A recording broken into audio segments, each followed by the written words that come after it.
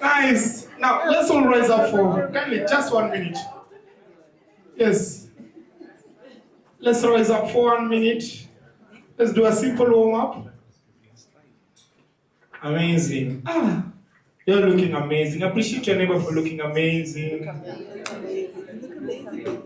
Amazing. You look amazing, yeah. Thank you. Thank you. Now, hold on, thank you. Now, for this 1 minute, kindly tuck in your seats. Manze. All right. Nice. Thank you. Kanida pole pole namna. Nice and easy. I can see you. If you know the song, you can sing along. The giver of life, the God who nana. See mama cause who go na baby. You never let me go. Pipaka, yangu umeitanulia mbali. Even skies, you only meet by Ikibali. Come on, najivunia, clap your blessings to the right and left. Lakini nini najivunia, sanya kwa Mama nipatuli nimetulia, unakabaya. Hata wale wananiona usura, shabaya mbaya. Mambo umenifunika. Let's go. Head, shoulder, waist, baby. Got me, papa, you got me, got me. That's why I'm never fall. Got me, got me, papa, got me. That's why I'm the right and left.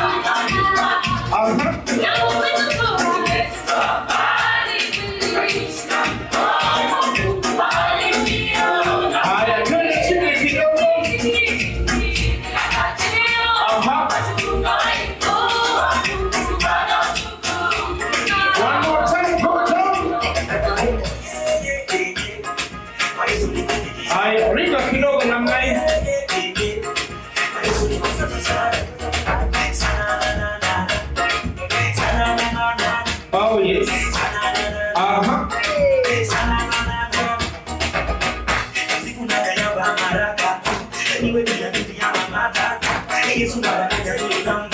Take a selfie. Let's go.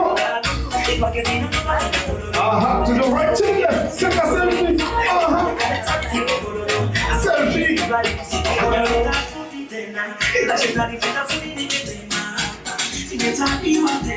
Wacha tujaribu hii ya mapenzi. Weka na right. Get some orders. Amazing. He understands the assignment better. Come, let's show them. This is the children generation. Come on, tell them.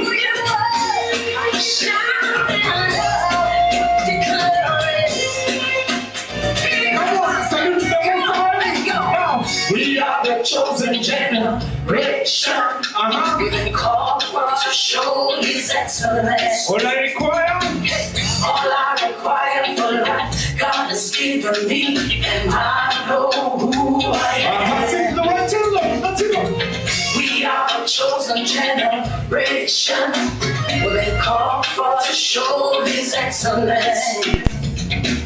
All I require for life, God has given me, for I know who I am. I know who God says I am, what He says I am, where He says I am. I know who I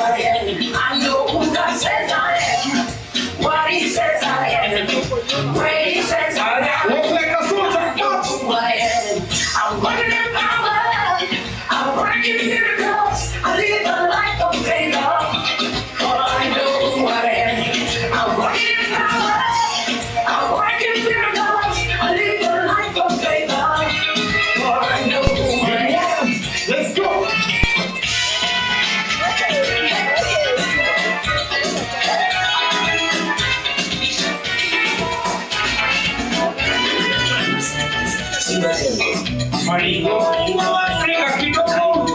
I'm highly favored. See Maringo, Ringo, I'm highly favored. I'm so blessed. I can see you. Look around. Come and scout.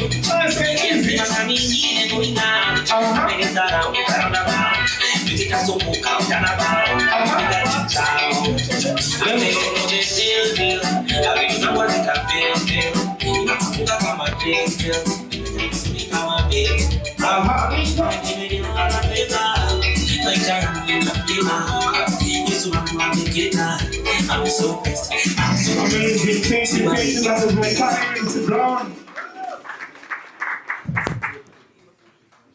A clap again for Brownie. Have you guys enjoyed? That is just a tip of the iceberg. Tell your neighbor that is a tip of the iceberg. But we already have an award for the best dancer. He knows himself. Now we look for an award for the other best dancer as we progress. Without much ado, I'd like to call upon our first speaker for the day. This is a gentleman who's written 11 books. How many of you have written a book? How many of you have written a book? How many of you have read a book? How many of you have read a book and finished? And finished. So he's the author of a book entitled The Spark, The Ultimate Agenda, Using Your Purpose to Raise Your Productivity to an All-Time High, Making Life Work, and 11 Keys to Phenomenal Living. If you read those books, perhaps some of us would not even be standing here. We would be perambulating with choppers because we will have achieved everything in life. Let's give a clap to Mr. Doso Radido. A clap. For your information, great minds think alike. We did not call each other to wear a black coat and a maroon sweater. It was just by coincidence. I might not have written any book, but the knowledge I have is enough to write 11 books. Thank you, Karibu. Thank you so very much. I'm so glad to be here. Allow me to stand behind, I don't know whether I should stand behind this or behind that. Behind that. All right. Thank you so very much. My name is Doso Radido. As has been said, I am Kenyan by birth, and I'm very, very proud to be a Kenyan. I am known for the solutions that I provide. And today I stand here as a publisher. I'm the founder and director of Zion Pearl Publishers, the publishing house behind this amazing piece of work. And I'm glad that we finally get to see this day.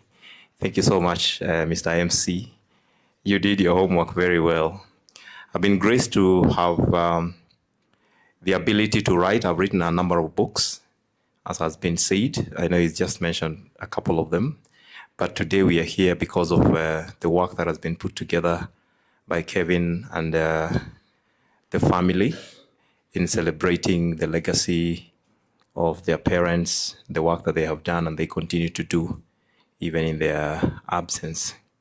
So I'm going to just make a brief comment about today, about the work that we are here to celebrate, and then I will get out of the way. I had put my thoughts down in a speech so that I remain guided and focused. And that is what I want to just use for this purpose in the next couple of minutes. So this day will go down as one of the most important days in the history of our lives. Important because we have come to celebrate the immortalization of a legacy of impact and lives well lived. We have come to dramatize our appreciation of the impact of that legacy because we know how valuable it is. Actually, some of the people you are seeing here today or interacting with today are products of that legacy, the effort that those two parents, wonderful people, did in their lifetime, so that even in their absentia, we can feel the pulse of their, investment and the concerns that they had in their time. As the caption on the cover of the book, which is actually a quote by the author, says, "When life is well lived, the result is a legacy of generational impact." I stand proud here because I have always believed that we all should make a point of documenting the experiences of our lives, importantly, the lessons that we have learned, and pass them to the upcoming generations as a way of giving impetus, value, and momentum to their lives. This day, we are witnessing the actualization of that. For a long time now, we have lost a rich resource of wisdom and critical life lessons from the lives of our people who never got to document or even share from their experiences. Luckily, more and more people are now waking up to the value and need of doing this. This not only helps to preserve our history, but enriches the legacy we leave behind, even providing useful lessons and insights that can power the next generation. From my estimation, the books we write have the power to affect up to the 10th generation or more, because books don't die. The work of building this book has been very tasking and really resource consuming. If you speak to the author, he will tell you how many times we had to speak about this back and forth, and the amount of time he sat down to put his thoughts together or revise something here and there. And of course, consuming finances as well. The author was so determined to pull it through, and that is why we are here today. So today is a product of determination and commitment. I commend his zeal. Very few people get to write because writing is not easy. The book that we are celebrating today is broad in the scope of its theme and very deep in the extent it goes to discuss some of those very sensitive and rarely talked about issues that touch on family, education, community support, culture, work, sacrifice, and importantly, brotherhood.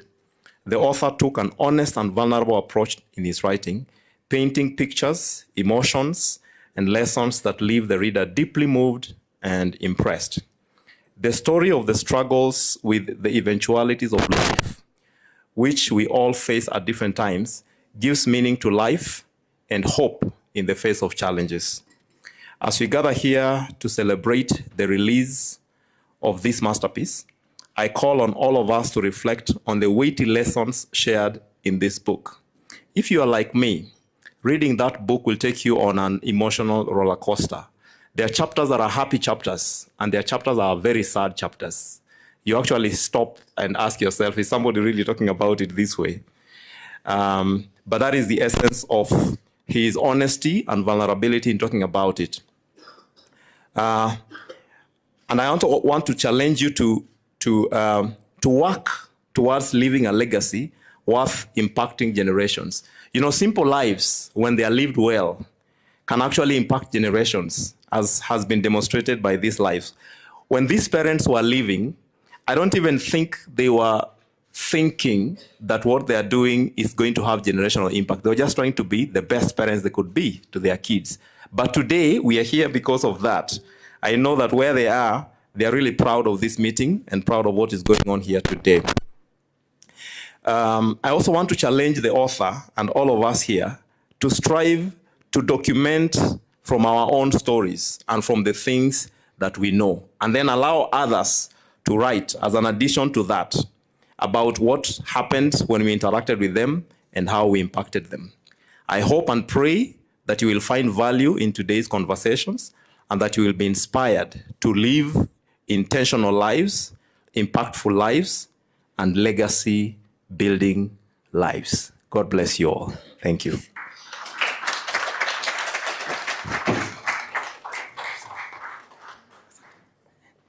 Thank you very much. Please clap for him like you've been inspired.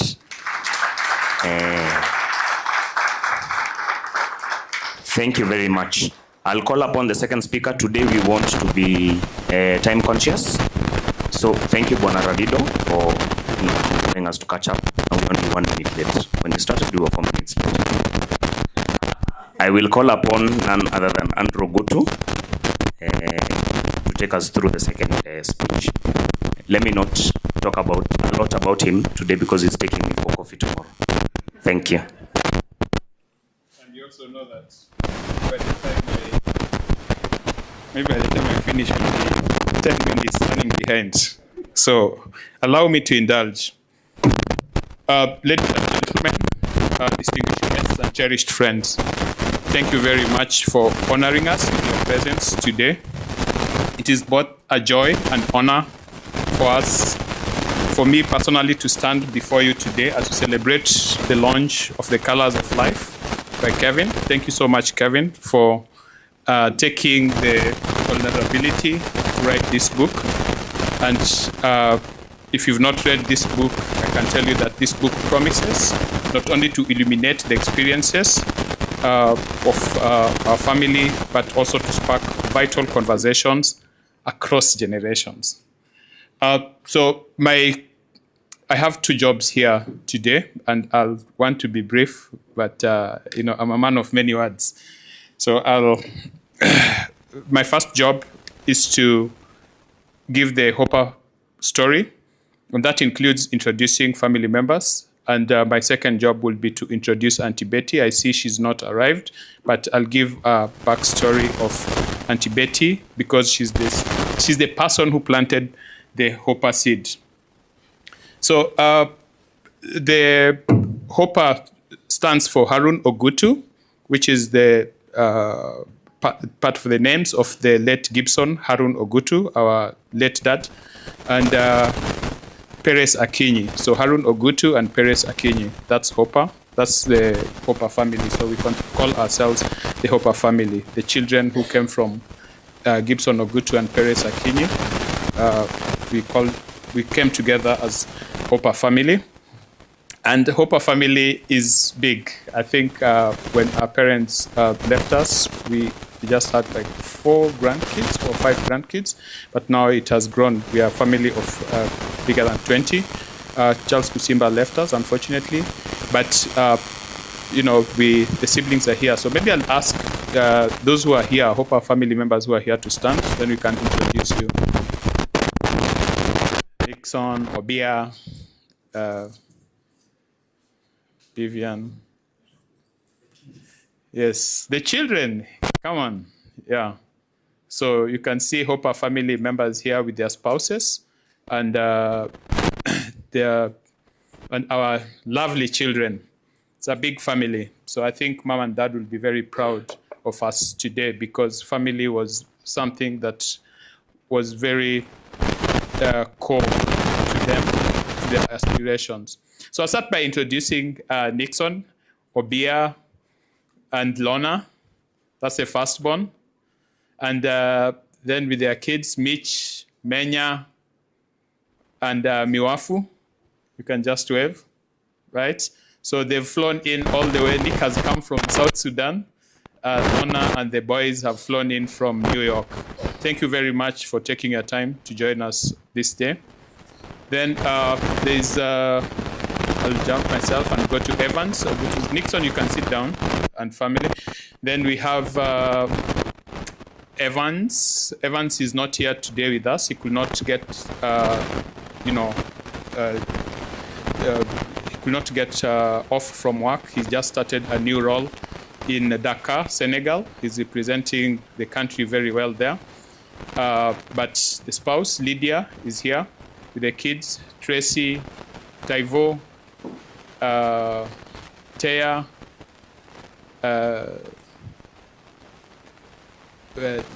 Tane, where's Tane? Oh, Tane is not here. Tane is the small boy. So that's Evan's family. Then we have Vivian. Vivian and the husbands, Ricky, karibuni sana. We have Zana here. Takara, is Takara here? Thank you, Takara, and Jenny. That's Vivian's family. Then I'll introduce my family before I get to singers. So I come after Nick. So Linda is there, my spouse. Maria is here. Then we have Kito and Zuri. You guys can sit down. Thank you very much. Then Kusimba's family. Is Helena here? Okay, so Helena is on her way. Kusimba is our late brother. And the children are here.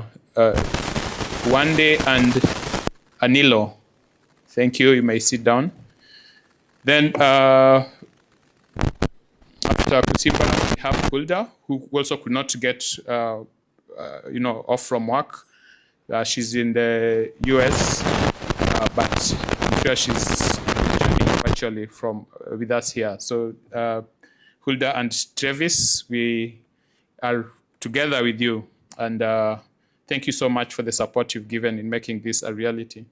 Then the last one is Kevin, the author, and Liz is here, Tayo, and Howie. So that's the Hopper family. So that was not in the plan, so it has taken some time. So Yaski will understand.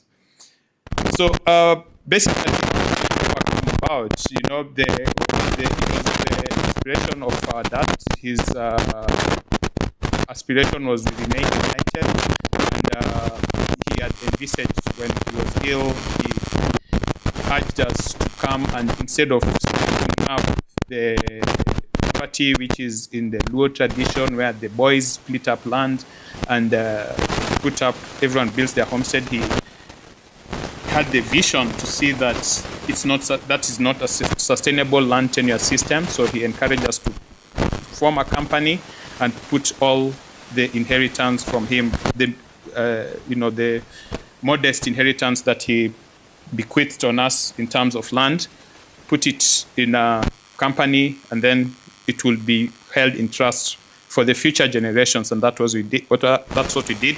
And we named the company Hopper. And then, so Hopper took care of that, but we wanted to keep their legacy going. So they passed on in quick succession back in 2013. They both succumbed to cancer. So we were thinking of our many ideas. What do we do to keep their legacy alive? And, at that time, what dominates the thought was the disease cancer, because it was a very unfortunate situation where they both had different cancers, cancer of the prostate and cancer of the bile duct. So we were thinking of starting a cancer awareness, organization, cancer foundation, something to help, people with cancer, but especially kids, because, when we took our time and researched, we found that so many children, suffer from this disease. And when we sought out to see what we could do to help, we found that there's so much that is being done by very good people, and it requires a lot of investment. And we felt that we do not have the resources to make an impact in this sector. And we felt, what else is there that could, reflect the legacy of our parents? What were their inspirations? What were their aspirations? What inspired them? What motivated them? What did they want to achieve? And when we were reflecting, we looked back at how we were growing up, and we realized that they had such a strong passion for education, and they supported not only their children, but the wider community in terms of education. Our house in South Sea was a transition point for community members or relatives searching for jobs, coming to Nairobi to look to search for college opportunities.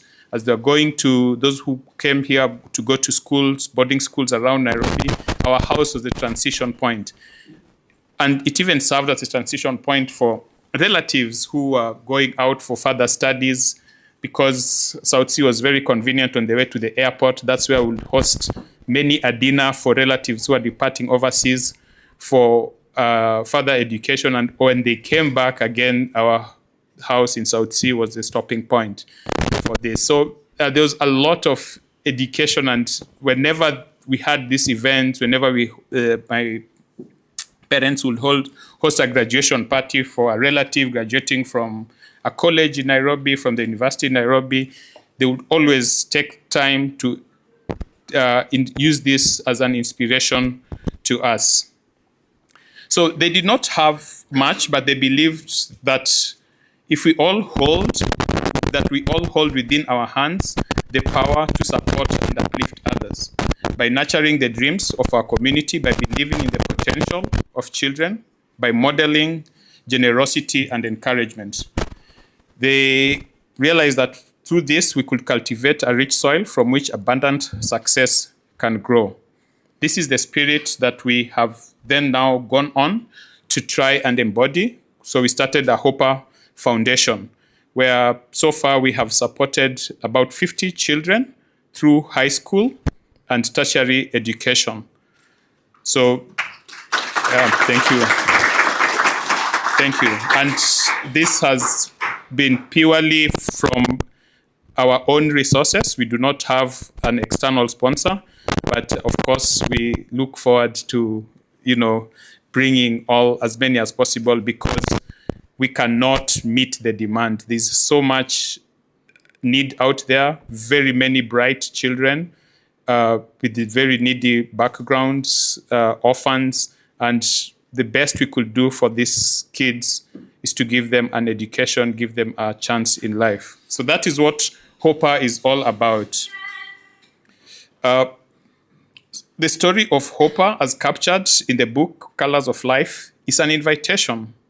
It calls on each of us to inspire those who come after us, to lay stepping stones of courage and curiosity that will light paths for others. When we dare to share our journeys openly, as Kevin has done, we inspire resilience to dream, to overcome, to reach new heights. In closing the first part of my job today, which was to give the Hopper story, I will say that the story of Hopper is a call to action. Let us share, let us inspire, let us persevere, trust, and plant seeds for a future we may never see, but to which we all belong. So congratulations, Kevin, on this extraordinary contribution. And may this launch be the beginning of countless new stories and dreams. Thank you, Kevin.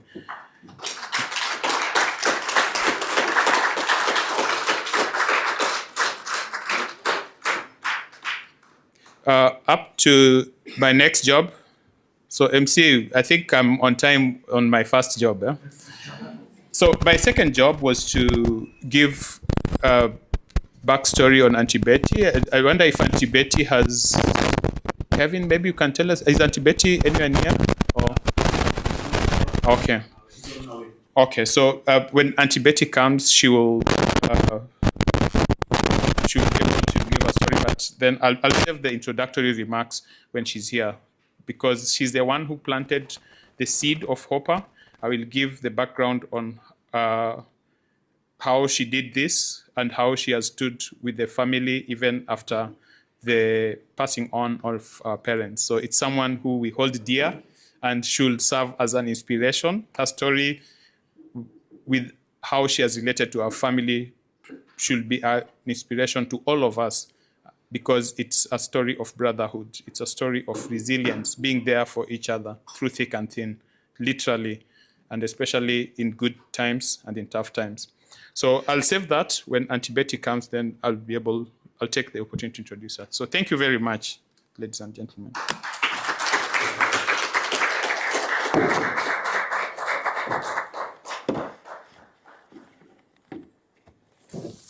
It's exactly 6:10. Let's clap for this gentleman once again. Because he was meant to finish, as per the program, he was meant to finish at exactly 6:10. So where is Brownie? Brown, kuja kidogo. There are some people who look like they are dozing or they are zoning off.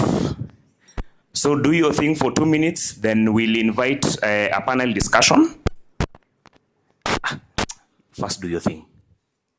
All right. Now, before we get to rise up, kindly give me your right hand up. Give me your index finger. With the index finger, kindly draw a triangle. Triangle. Your right hand and your index finger. A triangle. 1, 2, 3. With 3 corners, right? Give me your left hand. With your left index finger, do a rectangle. 1, 2, 3, 4. Now at the same time, let's try draw this thing at the same time. I said right, we draw a triangle, and left we draw. 1, 2, 3, let's go. Oh my God. Oh. You're drawing a circle. Now let's all rise up for 1 minute.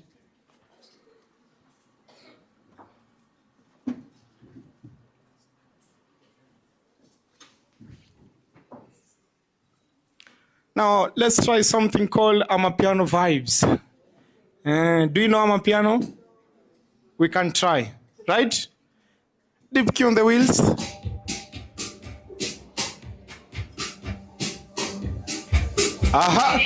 Go down, up.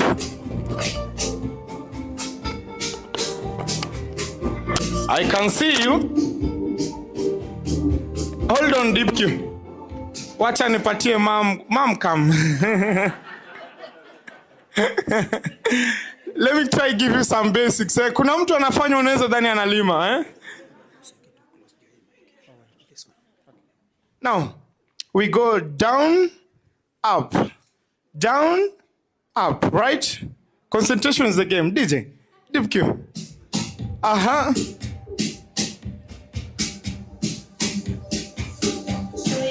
Go down, up, down. Now, remember, concentration is the game. Jump to the right.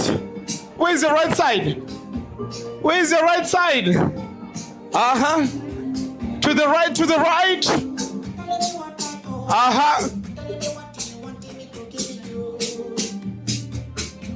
Jump to the right.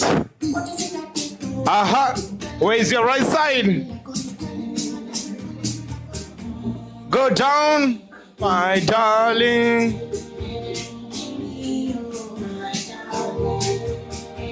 TikTok guys, tap your screen.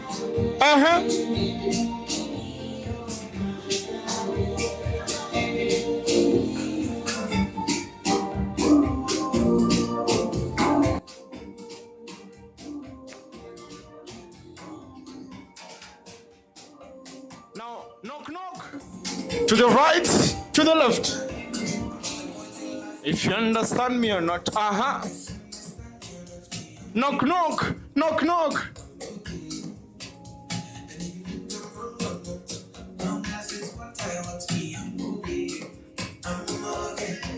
Try this.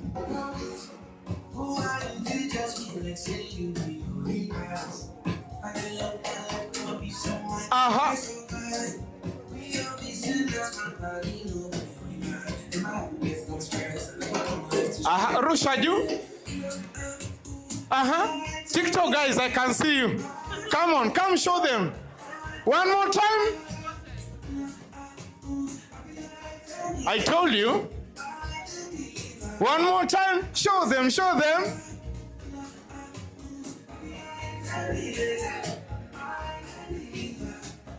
One more time.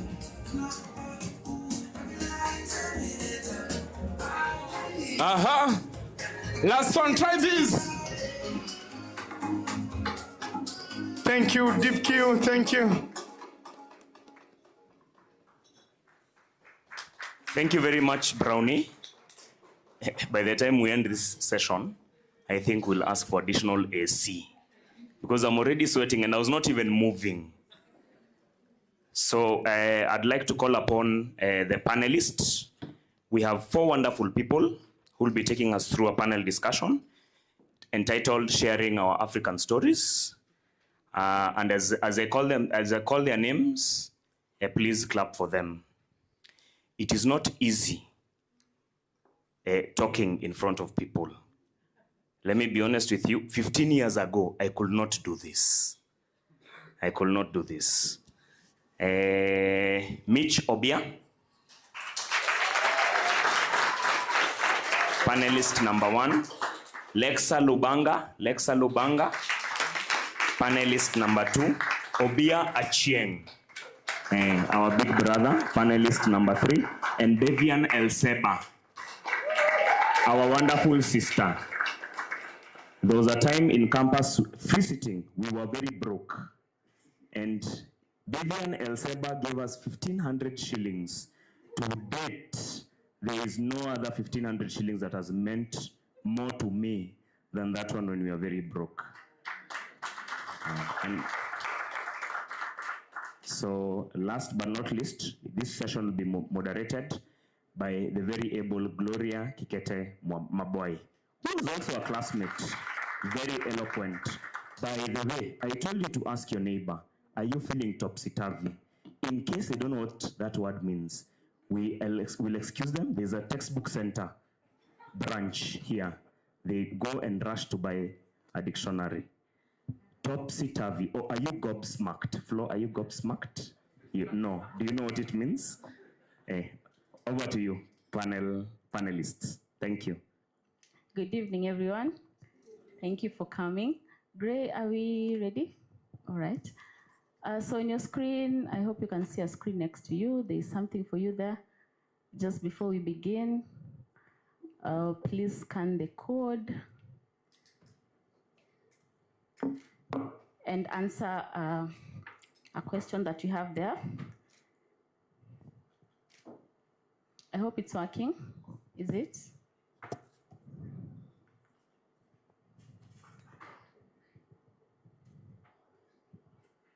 It's working? All right. So I'll give us a minute to answer for us that question as we start on our panel. I was about to tell my panelists to come colorful, and I'm very happy that they did. Even though I didn't tell them, they got the assignment right. So as we answer that question, I'd just like to start us off, and I'll just be helping us to get insights from this team.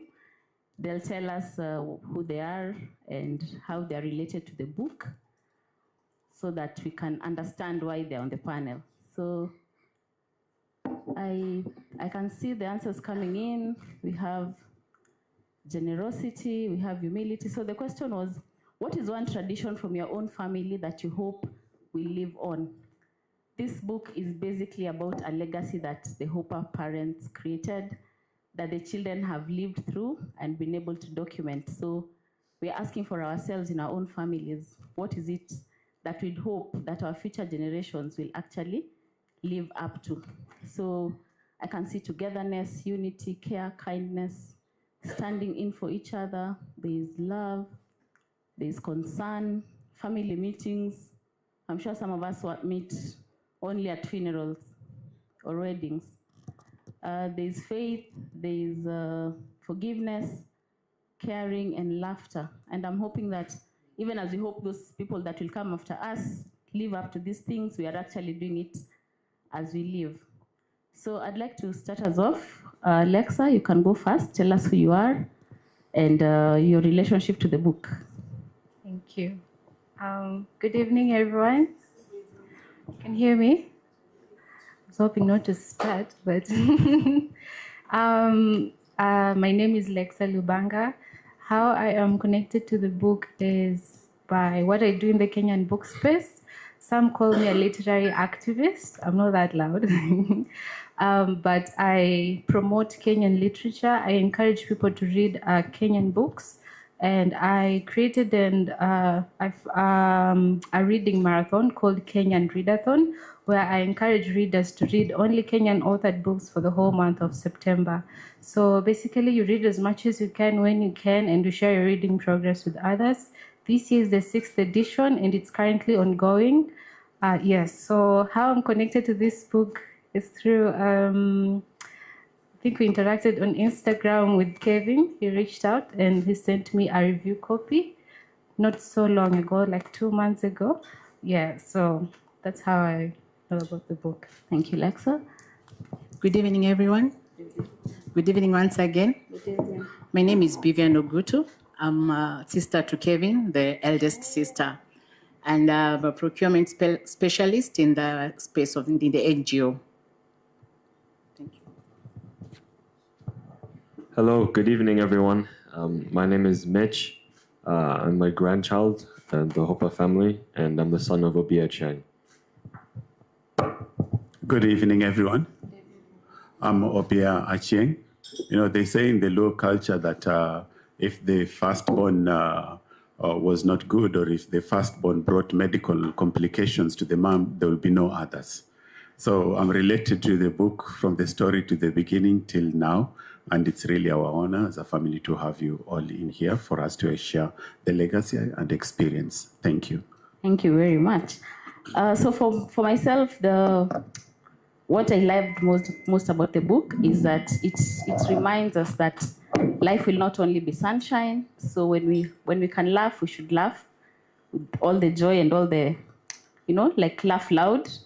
And also when the storms come, we should bear the pain bravely. And so I'd like to start with Nick here, being the deputy parent, the firstborn. Most of our homes, especially when we were growing up, the front door never got open except when visitors come. We'd all pass through the kitchen door. And now in this book, your youngest brother, last bonzo anakuwa na kiherehere. Sana. Sana. So in this last one opened that front door to your home for the world to read all the vulnerabilities, not just the joys, the pains, the failures. How did that make you feel? It was Kwanzaa, the one of asking, then this kierere never stops.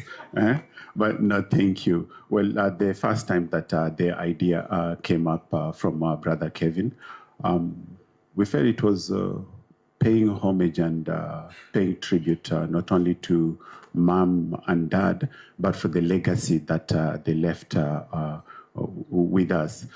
It felt like the pain that we had since they left in 2013, and for those who've lost their loved ones, the pain is always there. We thought of how can we get this pain to a useful purpose.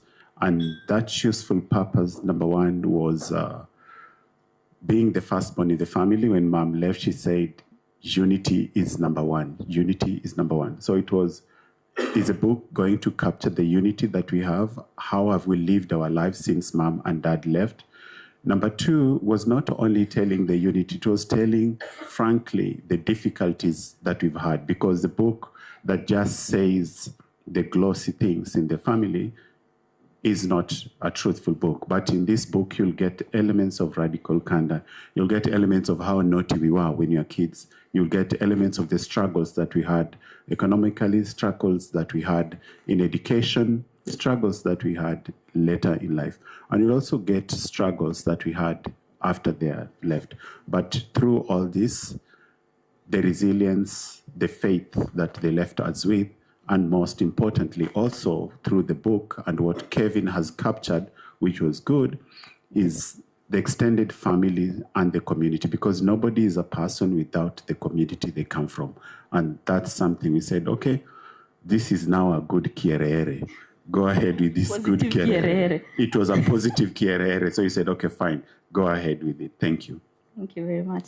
My favorite quote, or rather phrase from the book is Nyasaye Kende. Which, do you know what that is? Yes, I do know it. Nice. So at least you know some Luo, despite, right?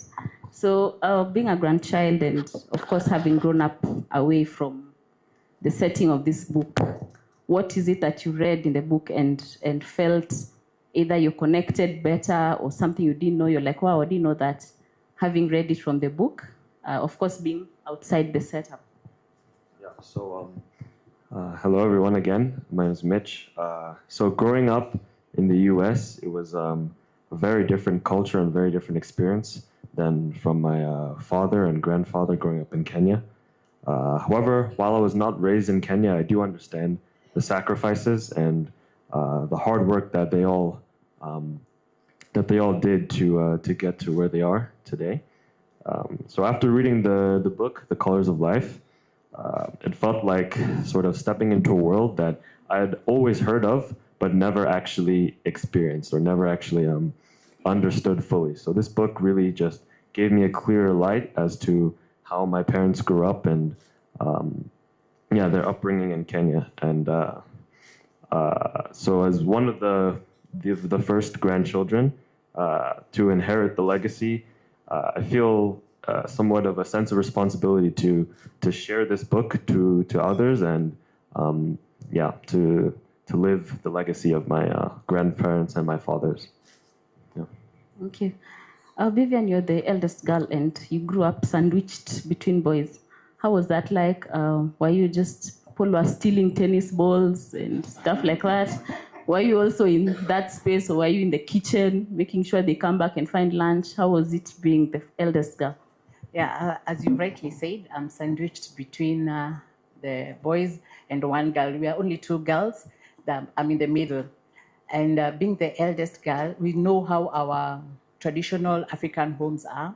The girls, once they come, the boys just leave everything to the girls, like the house chores. You'll be told just to do the dishes, wash clothes. But for me, I was very lucky. When I came, I was being pampered by everyone. I was loved. There was love. I felt love from all corners, from my brothers and from my parents as well. And also as an elder sister, I used to have chit chat with my mom. She could sit me down and tell me. And my mom was unfortunately didn't further her studies.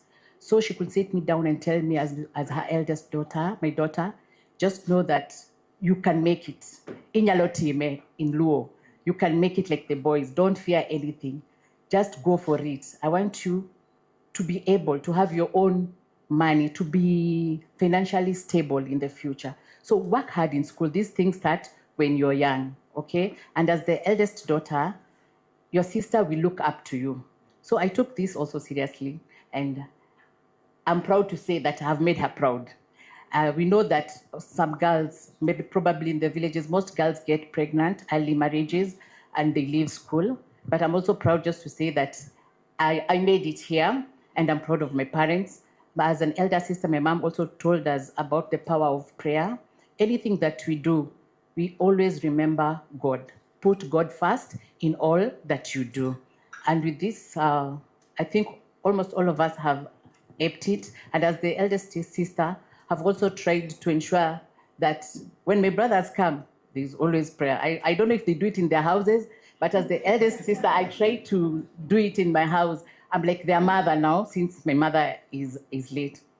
And I have very strong 3 big brothers who have always been there for me as their sister. They've always encouraged me. As late as yesterday, I was still complaining that I have never sat in a panel. I was just telling them, no, I can't make it. But they kept on telling me, my sister, you can do it. Why not? If other guys have done it, why not you? And here I am today. I'm speaking. Thank you so much for that. And for the little ones, Kevin, my late brother Charles, and Danny, we had very nice moments when we were young. When my parents retired and went back to up country, I became like a second parent because now my big brothers had already moved out. I managed their home, and I can proudly say that Kevin et al., they did not give me hard work. They were very good children. So I think also I learned this from my mom, and as an elder sister, I just picked it up and we moved swiftly. We made memories. We could have stories in the room with my brother and my sister and the late Charles. Just in the girls' room, we had a girls' room where we could go gossip. Now we are young ones. The batch 2, we have the elder ones, batch 1, then the younger ones, batch 2. There we have our own stories. And even as an elder sister, I could also go and just visit my younger siblings in school when my brothers are working. And it was a sense of responsibility as I was growing up. And I think I like it. Even now when my brothers, when they came back as the elder sister and the mother now, they all came and I received them and I welcomed them. And I'm sure, of course, they feel the gap of their mother, but at least the sister is there that they can relate to, who is like their mother. Very nice, thank you. Lexa, what has been the impact of your activism in the literary space?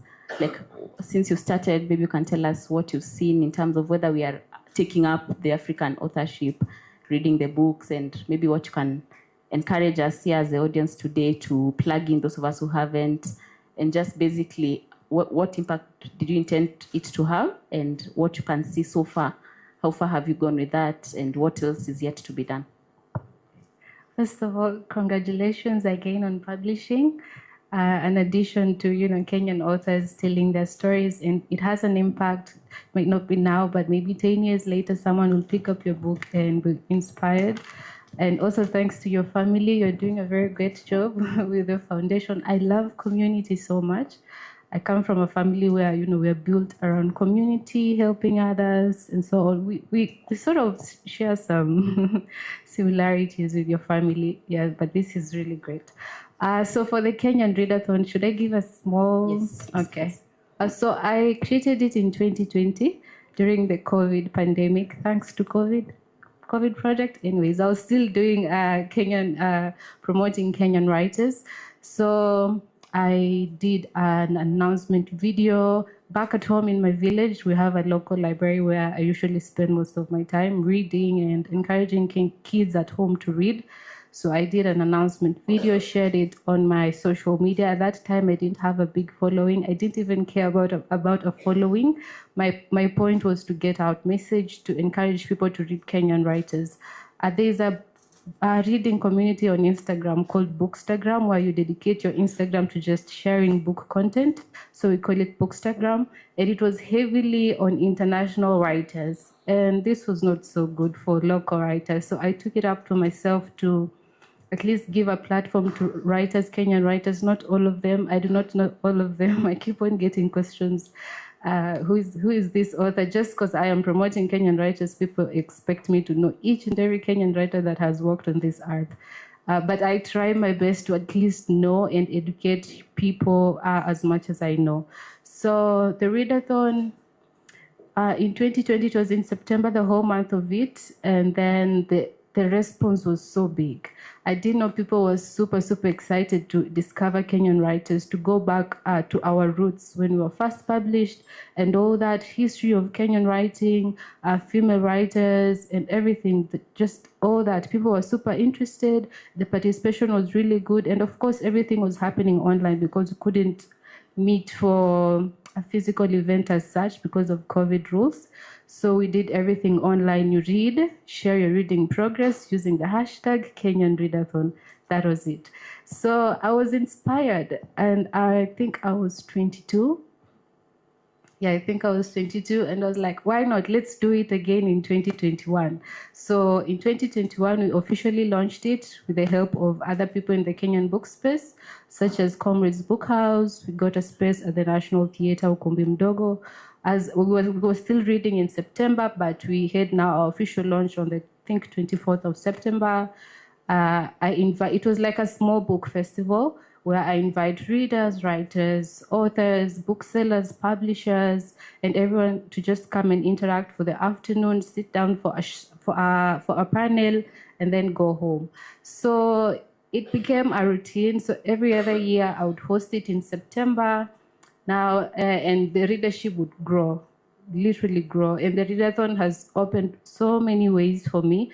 I interact with so many authors. Kevin found me because of the Readathon. There was no other way he would find me. Yeah, so this year, the last 2 years, let me say 2024 and 2025, the routine changed. So I saw that 1 month was too short to read Kenyan writers. So I set aside 4 months. So for 2024, we were reading books by the decade of their publication. So, and as you all know, or if you don't know, our first decade in publishing was in the 60s. So yeah, with our first book being Weep No Child by the late Ngugi wa Thiong'o. So I dedicated April for, reading books from the 60s. So you don't have to read all the books that were published in the 60s. Educate yourself, know this author, and reflect. It's mostly reflections. Remind yourself and, have knowledge to pass it on to other people.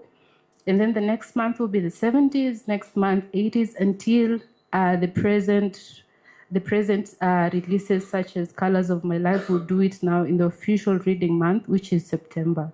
And then this year, we're not doing by decade. Of course, it's optional. You could read by decade, you could read whichever way you want to.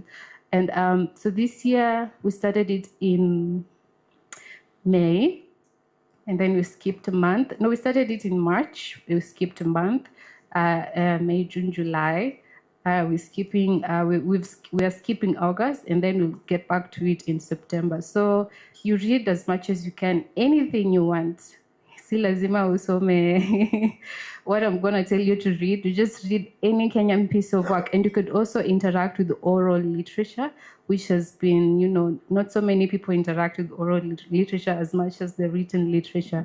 So yeah, so the impact has been big. Now coming to from the African perspective, I'm actually very proud of myself. Please clap for me. Because there are other people from different countries who've been interested to run the readathon, like Zambia and Uganda and other countries have been inspired. So in the coming years, I really hope the whole of Africa will be doing readathons for their countries, to get people to reading their works, each and every work that has been produced by a Kenyan, either living or dead. Have I answered all the questions? Thank you very much. If you've heard about readathon today, honesty, we are going to heaven. Honest. You see, there's a lot more advocacy that needs to happen so that we plug in. But at least we've read this book, so we are closer to being Kenyan readers. You've already participated in the readathon. If you've read the book, if you've not, please buy it. Thank you. Gray, are we good? All right. So on your screen now, there is, as we take a short break, there's another question for us. Yes, and I hope we can see it, but it's a bit small. But if it's okay, I can see it. If you are to have 10 minutes with the Hopper parents, what would you tell them inspired you the most from their life? So, of course, these parents were just going about their thing. They didn't even know it would be documented. But having read the book, and those who haven't read the book, having heard the story from the previous speakers, what is it that you think they did so well that inspires you that you'd want to either do or tell someone to do? Yeah, so we'll take like a minute to do that. Resilience has come in. The rest of us are thinking. Typing. I hope we've accessed it though. All right. Inspired one another. Their love for family. I can see support, encouraged, love for community, unity, prayer, generosity, took action, support. I hope I haven't left any out. Yeah, basically we can all take something from what they did, which of course, because it's a legacy, we are encouraged not just to read and wow about it, but to actually do something about it. So as we come back to the panel, maybe I can start with Mitch now. Are you the eldest grandchild? At least you're among the top 4, I'm sure. I'm not exactly the eldest. I'm, I think, the 3rd eldest. All right. At least you're top 5. Yeah, top 5. So, so if we take your grandparents as the roots, because now we can't see them, and then your parents' generation are the stem holding you guys. So you're basically the branches, and we expect fruit from you. What do you think you can do in your place? At least I know that your generation, your cousins, are spread all over the world. And so you may not have like as close ties as your parents had, but what is it that you can do as among the eldest to ensure that you guys stay connected and even sharing the story with them and making sure that this life that was lived, it's able to go beyond even yourselves? Yeah, I think coming back to Kenya every other year helps all of us cousins stay connected because we see each other face to face. It's much different than sometimes when we call online when I'm back in the States. And it really just brings a sense of camaraderie when when we're all together, especially going back to the Hopa farm. So yeah. Okay. And so what things do you think now, you guys, your parents already have the Hopa Foundation. So do you think you guys will plug into that one, or will you start something else, just in terms of living, extending that legacy? Yeah, that's a really good question. I think in the future, I'd like to contribute to Hopa more, probably by expanding the reach of Hopa, maybe setting up centers in different areas in Kenya, not only in Migori County, but maybe also in Siaya, Kendu Bay, Nairobi, maybe. So yeah, expanding the reach of Hopa is something that I look to do as I grow older. Thank you. Vivian, your mom was mostly at home, and so obviously the grounding that we see in the book is because she was present all the time. But most of us, including yourself, we are always rushing from boardrooms to bedtime stories. How do you find that balance, and how do you, that grounding that your mom gave, how do you think a modern woman working in an office can still achieve their motherhood roles even as they chase the careers? I thank you, Gloria, for that question. It's true, my mom was a stay-at-home mom, and she was ever present for all her children, emotionally, physically, and even spiritually. Yeah, at times our mom would help us do homework, but I question myself, was she really understanding what she was asking us? But anyway, here we are. It's true, traditionally, long time ago, women were seen as just homemakers. Yeah, but this has changed. Women nowadays are career women, and we are still mothers. We are mothers, and we have the capability of being there for our families. It doesn't mean that you have to be physically present to be able to do your roles as a mother. When you're running to the boardrooms, being a leader at your workplace, you always remember that we have children at home. You can dash and just do a video call with your children. You can help when you go home, just help them to do homework. You can also get support from family. If you, like we see long-time parents, the fathers, were just seen as they were the heads. They could not hear that a father is cooking. But I'm proud to say my husband, when I'm not there and the kids need grilled chicken, he will easily do it. He doesn't have to tell me, hey, mwanamke uko wapi, come and cook. You know, they are there, they are really supportive. Yeah, and as a woman, you're able to delegate some of the duties and just guide to see that they're being done. We have to be there for our children, just to speak to them, we hear what they say, and guide them the right way. Yeah, just not to be seen from far. As a parent and as a career woman, you have to care for your family. And even as you run for the being so ambitious, but also remember your family needs their affection. Yes. Thank you. Alexa, we've already calculated your age, and we can see your. So people of your age generally just do hashtags and captions, and So how do you get to the point of authorship, so that we don't just share our stories? Of course, they have rich stories and experiences and everything, but most of it is done on social media. So how do we move from hashtags to hard copy? And by hard copy, I mean also ebooks, but at least in a form that is longer term, more comprehensive. Yeah, how do we encourage that? Considering, I'm sure, maybe I assume as an older person, that even reading a whole hardcover book is a problem. So now we are trying to transition into even writing. So how do we enable that transition to happen? Good question. I don't use a lot of hashtags. I actually got so loud about hashtags with the Kenyan Readathon because I was trying to get a lot of people. And I'm pretty sure those of you who are on social media, you use hashtags, common hashtags, to reach a lot of people out of your following. Just out of your following. Gotten the question. Yes, how do we encourage that we share our stories in more permanent forms? Mm-hmm. Yeah. stories as initiatives or just Like now published works? authorship, yeah, either published, of course, publishing books, ebooks, whichever, so that many years to come, somebody can actually read. You see, we are saying we are reading from the 60s, from the 70s.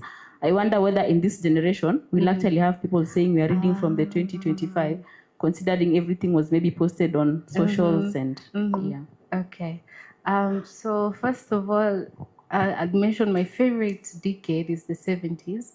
But with this decade, the only way we are going to get out of social media, the hashtags and all that, is to collaborate, have a number of book events, book readings. They've gone down as compared to the early 2000s. Early 2000s, writers from the early 2000s were very vigorous.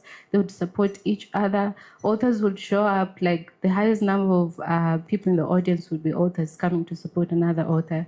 So I don't know, it's just simple, just to connect and collaborate. Have answered? Yes, and it seems to me, I'm not very much in the literary space, but it seems to me like the West does a lot more in terms of authoring books. In high school, most of us read, like set books that are West African, and even now we see a lot of West African books. How does it compare with East Africa and Kenya probably, and just what is it that maybe they do better than we do? Yeah. Okay, so we can look at it in 4 ways. History, mentorship, financing, and I think that's all. So when you look at history, the fathers of literature in Africa, Chinua Achebe, Ngugi wa Thiong'o, Flora, Buchi, those writers from that decade, they would encourage each other, they would mentor each other. Chinua Achebe mentored Ngugi wa Thiong'o, other West African writers at most, and they took it seriously. Back then, writing was not just, you would write for an impact and not just to sell books. So when you look at that, in Kenya, Ngugi was inspired, was mentored, but didn't really connect back to our roots, just as, Chinua Achebe kept on mentoring other West Africans and other Africans at large, especially from the Makerere University Conference. So where we lack is that mentorship from the first time we got published. My only wish is that maybe Ngugi would have had his own publishing house from that time. And him being the father of, even African literature, the giant of African literature, it would have made a big, big difference to this decade now, where, we wouldn't be called dwarfs or or whatever. We would be up there. Another thing is financing. West Africans are big on, supporting writers and creating book events, this and that, their involvement, a lot of readership. And there are also publishing houses. Even from the their first decade of publishing, there were women who were taking up, publishing, starting their own houses. Let me come back home. I'd like to congratulate the late Asenath Bola Odaga and Odaga. I keep on getting the name wrong. And Grace is correct. And Grace Okoth, they each had their publishing houses. But we didn't get support. We didn't get they didn't get support. Sorry, I'm saying we as if I was there. They didn't get support or financing from the government. And you see, it went down. Yeah, you have passion, but there's no support. So financing is also another thing that keeps on putting us behind. What else did I? Mentorship, yeah, I've mentioned that. Yeah, mentorship and publishing, of course. What else? West Africans read and they give reviews and they connect with writers. Kenyans don't like getting honest reviews about their works. They'll just keep on producing books. You need to, like, when you ask them to, get back, revise their works, they'll be like, oh, you don't want to support Kenyan writers, but whatever they're producing is not just as good. We would never get to the level of, let me just say Nigeria. Because, there are some Kenyans who've even published in Nigeria. Mind you, we have publishing houses in Kenya. I'd give an example of East African Educational Publishers. It was doing very well. It produced, it published Ngugi. It's actually the only publisher of Ngugi in Africa. Of course, he's been published at Penguin and other publishing houses out of the country, but they're heavy on producing textbooks. So like if an author would present a manuscript to them, they would try to edit it and wash a lot of things out of it just so it can fit for KICD. And authors are not getting more bold and just to produce literature as it is. So there's also that, writing for KICD and not just writing for Watukazi. So Kevin, you have to mentor us, upcoming authors, Kenyan authors. So as we finish with Nikia, it's very interesting that when people are getting introduced here, we are hearing names we never saw in the book. In the book it was just Kolach, I don't know, Makago. But here we are hearing other names and we are trying to fit who that was. Anyway, so as you're the eldest, and obviously you have to keep holding everyone together. How does, at least in the book, we saw Mom kept saying Makago's pain is Kolach's pain and Elsie's victory is Kolach's victory. So just how do you resolve conflicts? Because obviously there is conflict, I imagine, between yourselves as siblings now. And how do you ensure that it's resolved in a way that this legacy that has been set, that we kept saying unity, the family was always together, and even at the deathbed of your parents, they kept saying stay together, do things together. How do you support that? How hard is it, or how easy is it? No, thank you.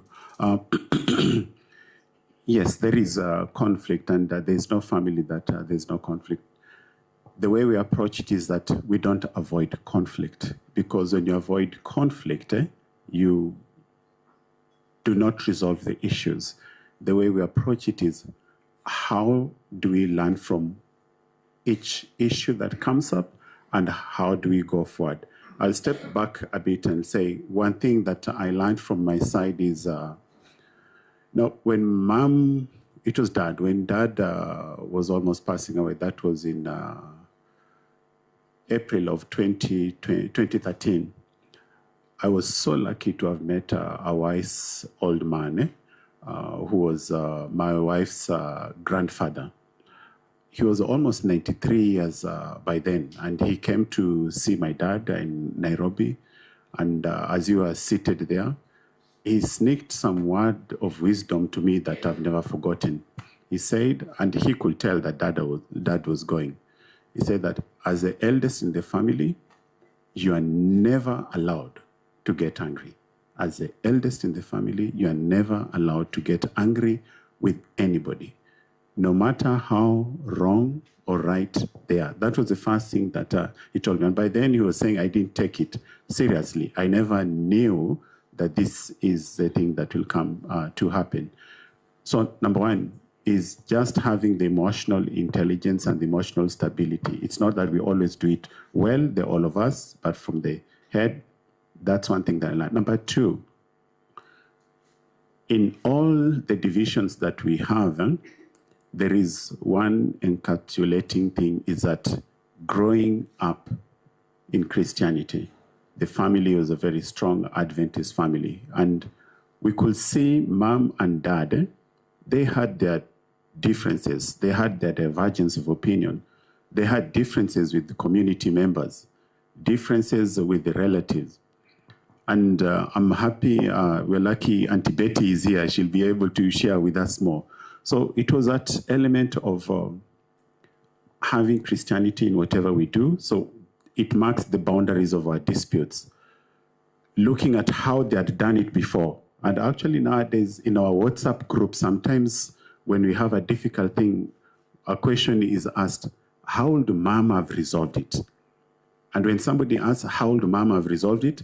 Then it means everybody is geared to, okay, how would have Mom's resolved it? Or how would have Dad resolved it? So we are still looking back at history, and though they are gone, how would they have resolved it? The other key element is just having full respect.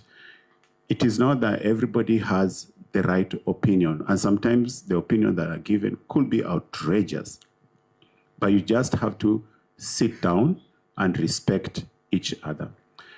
Apart from that, the Christianity bit on it, the one of having respect, I think one thing that has helped also is that having frequent family conversations, ad hoc get together. We are all dispersed along the globe, but every weekend there's somebody calling. How are you doing? Just checking in. We used to have monthly family catch-up meetings. So that one, since WhatsApp came in, it's more frequent, or it's weekly or on a ad hoc basis. But we've also paid the tradition of mom and dad. Since the time when we were kids, we were grounded in Dala. And we've tried to pass that to all the kids, even the ones, the new generation. Every 2 years, we meet Dala. And when we meet Dala, we look at what are the issues, what are the difference of opinions that came up, what haven't we resolved? Because there are some issues that are really intractable. You cannot resolve them immediately, but how can we work on it?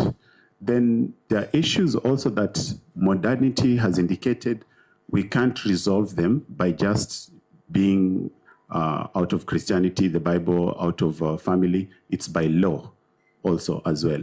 Like tomorrow, we are going to have a whole day meeting for the family where we'll be looking at some elements like the constitution, the family financials, because it's almost like a company. You have to have a lawyer there to give the family direction. You need like an auditor to give a rundown of what has happened and being transparent with everybody. And that we find has been able to help. It's not that it has resolved everything, it has been able to help. Now, in the book, you'll find it is a convergence of modernity and also tradition. When we have differences, sometimes we bring uncles and aunties in it because we cannot be that we resolve everything on our own. We also lean on their knowledge and their experience. We are very lucky to have very supportive uncles, very supportive aunties, and even cousins. So leaning on the modernity bit, but also leaning on the tradition is really, really useful, and we see that helps that. Just for me to say also that in the book you find, and from what we got from Auntie Betty, our mom and dad, and from what from my sister Hulda said, is that in respect is treating everybody equal. You'll find that what we got from mom and dad when they're passing away is that everybody has to be treated equal. That means that the two ladies we have, my sisters in the house, being treated equally in everything. The sister-in-laws who've come, they're not even sister-in-laws, my mom used to call them my daughters, being treated equally in everything. I think if there's that baseline, it will not resolve everything. I don't want to cheat that it will resolve everything. But even when there are divisions, they'll be resolved with degree of respect to one another. Thank you. Thank you very much.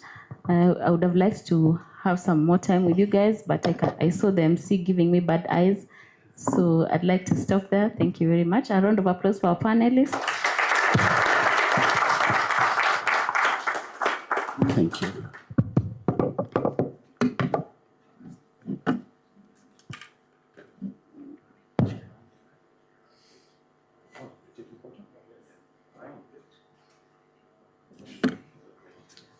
They've run the session very well.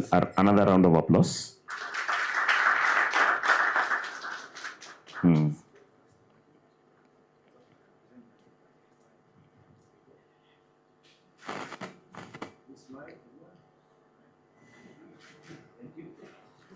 Maybe before I hand over, because of the last question. Is your mic working? Yeah. So the last one I also just forgot to mention something that helps us is to have a motto that everybody in the family remembers. There's one that we have, it's called One House with Many Hearts, anchored in faith, bound by love, and driven by purpose. So that helps us a lot as well. Thank you.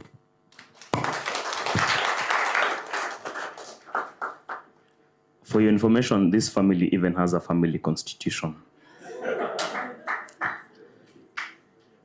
I have, there are some people who need, there are people who flew in, others need to fly out. I also flew in from Syokimau via the expressway. So I will allow Auntie Betty. She will only talk to us for, okay. All right, a protocol. Protocol breach. So Andrew will invite Auntie Betty. And she's flying out. She has a booking reference. Oh, she's flying out. Thank you so much, Auntie, thank you so much, Auntie, for getting time to be with us today. We really appreciate. So, as I said, my second job was to introduce Auntie Betty to this gathering today, and to also say she's such a great inspiration to our family. And what we are doing at Hopper Foundation is basically scaling up and what Auntie Betty did to my parents, because she was an inspiration. She supported my dad. So basically, after, as you'll read from the book, when my dad finished high school, O-levels, he came to Nairobi to search for a job. He went to live with his cousin, Adipo, who is a husband, my uncle, and married to Betty. He looked for a job. He secured a job. And Auntie Betty, being, the elder person, had to guide him as he moved to his house. So she brought, first of all, the inspiration we are taking from it is we support others. We want to bring up as many kids who do not have opportunity to get education and to put them, give them a chance to have education, help them navigate the, employment situations. If they can start a business, we also support them. If they can get a job, we try as much as possible to help them secure a job. That's what Auntie Betty and Uncle Andrew Adipo did for my dad. So she was right there at the center of bringing our parents together. And if I can just read an extract from the book of what Auntie Betty did, and I quote, at 27 years old, Gibson was establishing himself in the city. However, he had just gotten his first job. Concerned that he might be distracted by the city life, Auntie Betty decided it was time for him to find a wife. And she told my dad, Adi dala this weekend, Adi manyo ninyako maber, ma inyalo dak go. I am going to the village. I translate that. I am going to the village this weekend. And part of what I'm going to do is to get you a nice looking girl with a good character who you can live with. She told him, this aligns with the Luo culture, where men often relied on their female relatives, be it their mother, sister, aunt, or cousin, to introduce them to potential wives. But this was now a proper wife, not potential. It was already decided. So the practice is known as gam. So Betty was the jagam. So that was the first part. Then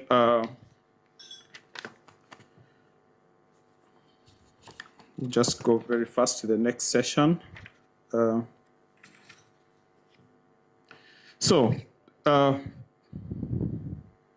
Betty's arrival.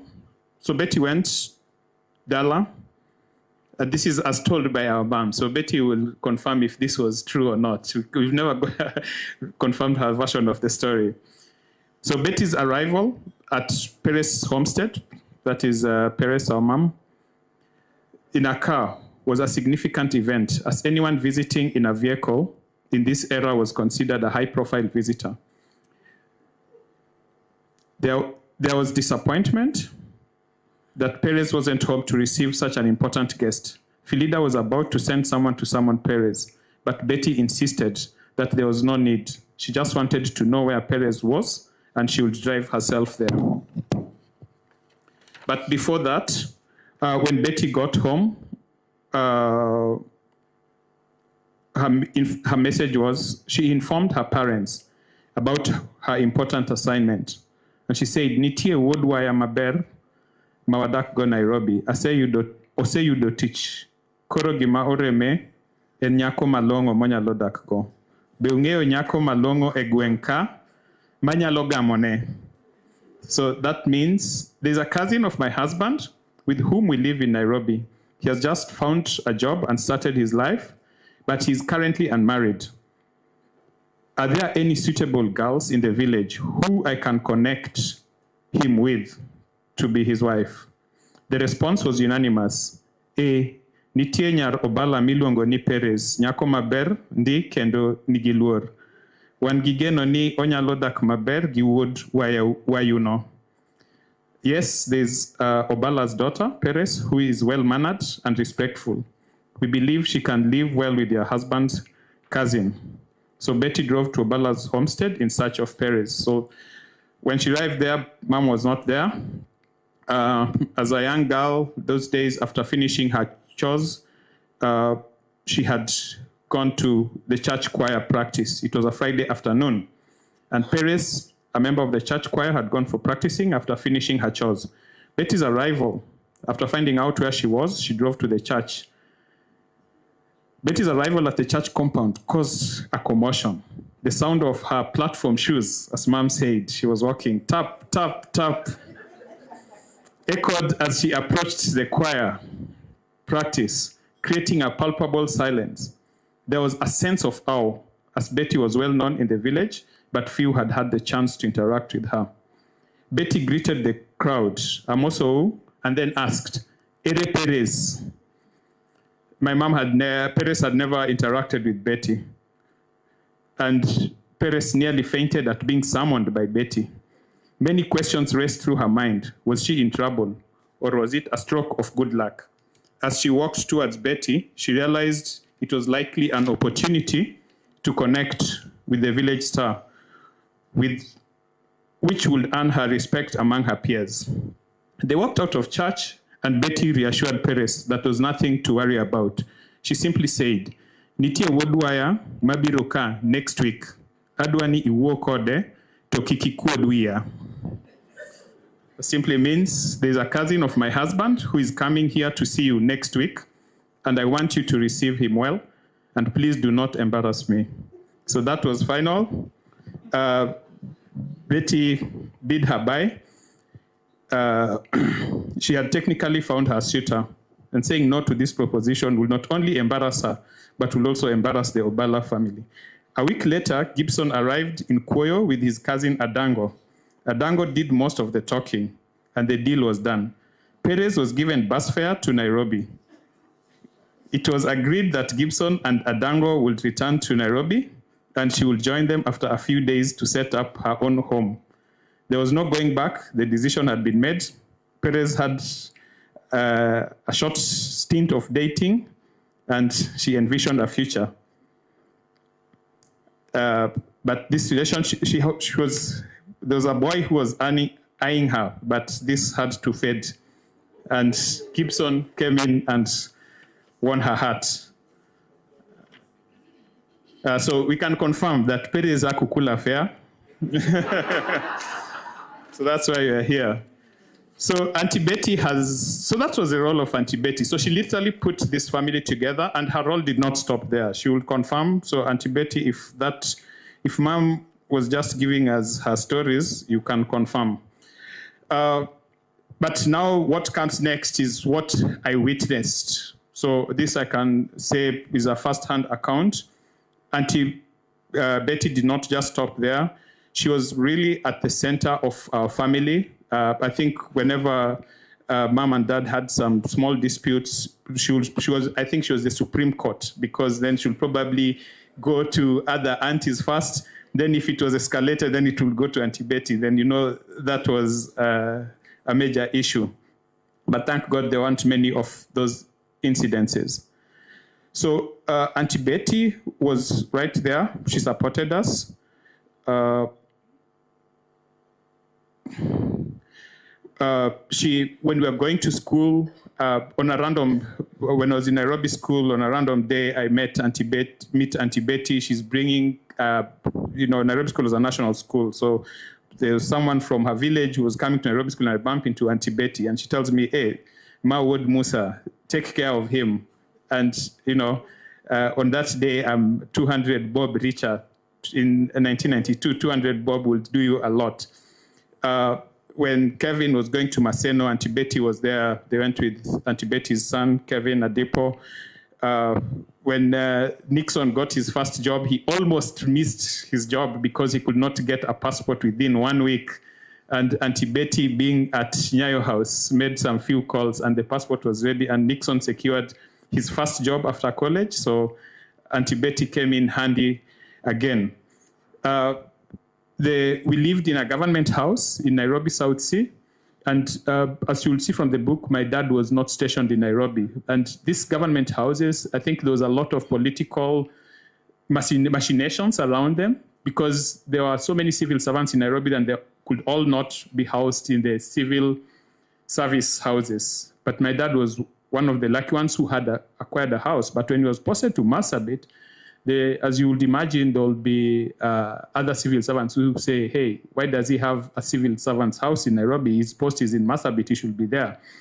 So apparently there was some civil servant who was trying to undercut him, and there was an eviction notice, and this eviction notice had to be signed, I think, by the Nairobi Provincial Commissioner. And Auntie Betty was the secretary to the Provincial Commissioner. So even before the letter got to us, we just saw a copy of the letter, and she said, if that letter comes there, just treat it as null and void.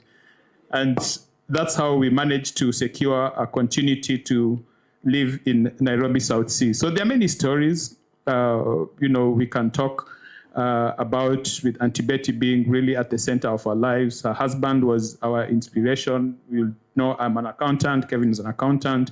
Uncle Adipo is the one who inspired us to go into accounting, and also my dad to go into accounting. So Auntie Betty, we can talk on and on about Auntie Betty, but one thing we continue to appreciate is that even after our parents left, she keeps checking on us. She wants, when I'm talking to her, she'll ask me, how's Linda doing? When she talks to Nick, she'll ask Nick, how's my in-law doing?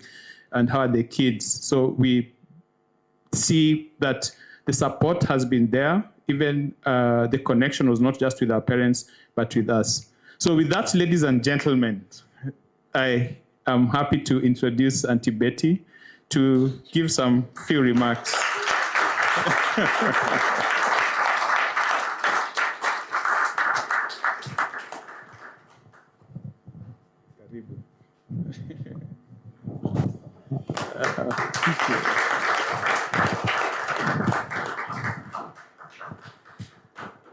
Good evening, ladies and gentlemen.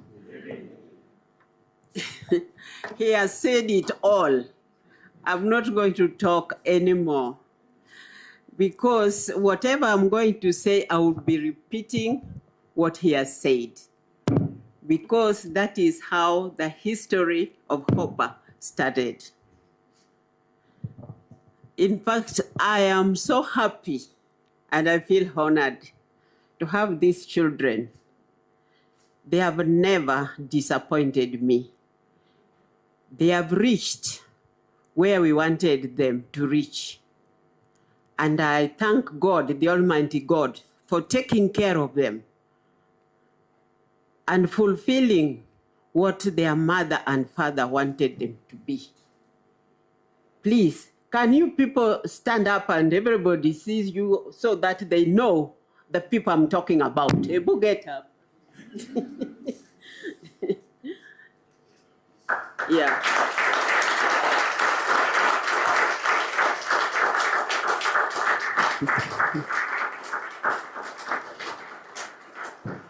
Those are the children of my cousin, Perez.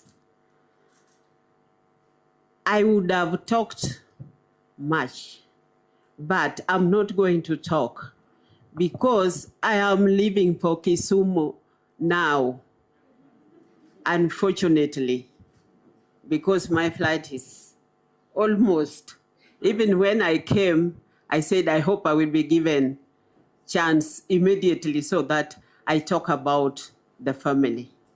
But unfortunately, I have to go.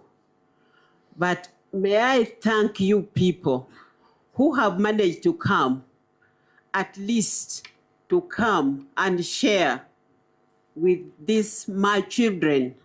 They are my children. The children of your sister, they are your children, okay? Yeah. My husband would have been here because that is where the root started. Because Gibson, the father of these children, comes from where I'm married. So that's how I started getting the mother of these children to Gibson. Because the mother is younger than me. Because I got married kitambo. She came later. But she has fulfilled what she told me, that unless you hold my hand, I will not be able to take care of these children. And I promised her that I cannot do it without God. It's God who is going to do it for you. So what we have to do is to keep on praying as these children are going to school. God knows where they will reach. And I'm proud to tell you that I am glad they have made it. So,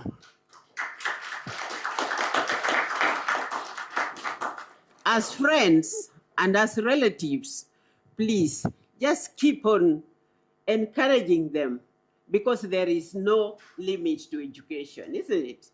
Yeah.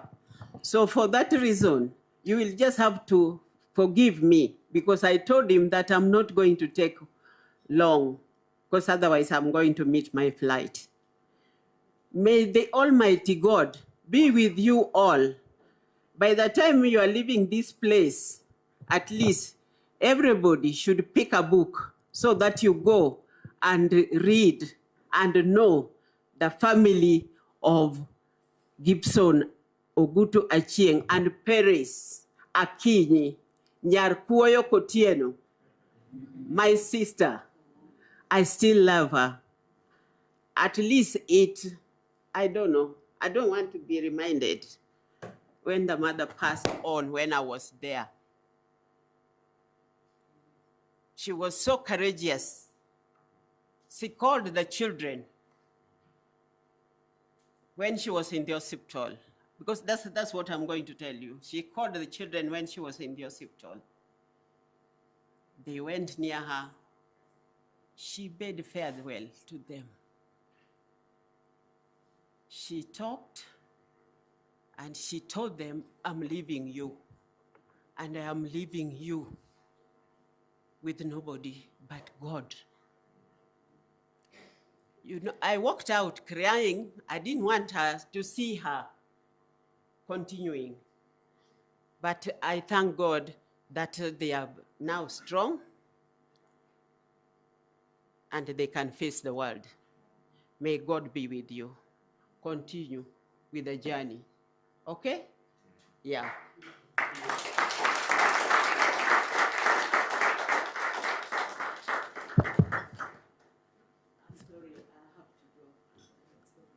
Thank you very much, Auntie Betty. Where I come from, we call them Auntie Waharia, lakini uni Auntie wa Prado. And for that reason, we are going to take a 5-minute break. We should be back here at exactly 7:25. Sawa, 5-minute break. 5-minute comfort break. Thank you.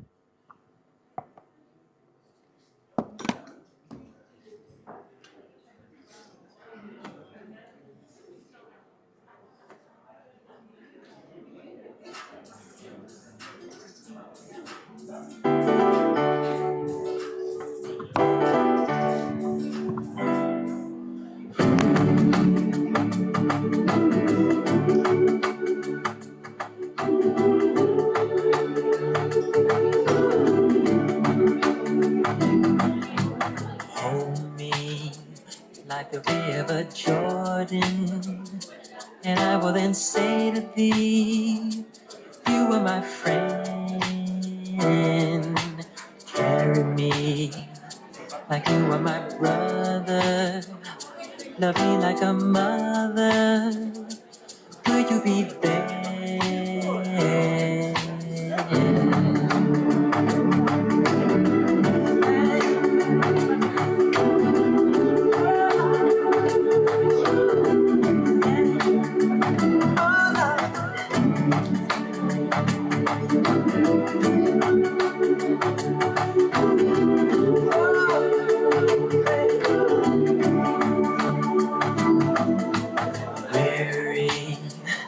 Tell me, will you hold me? When wrong, will you scold me? When lost, will you find me? But they told me I'm meant to be faithful and walk when not able and fight till the end, but I'm only human.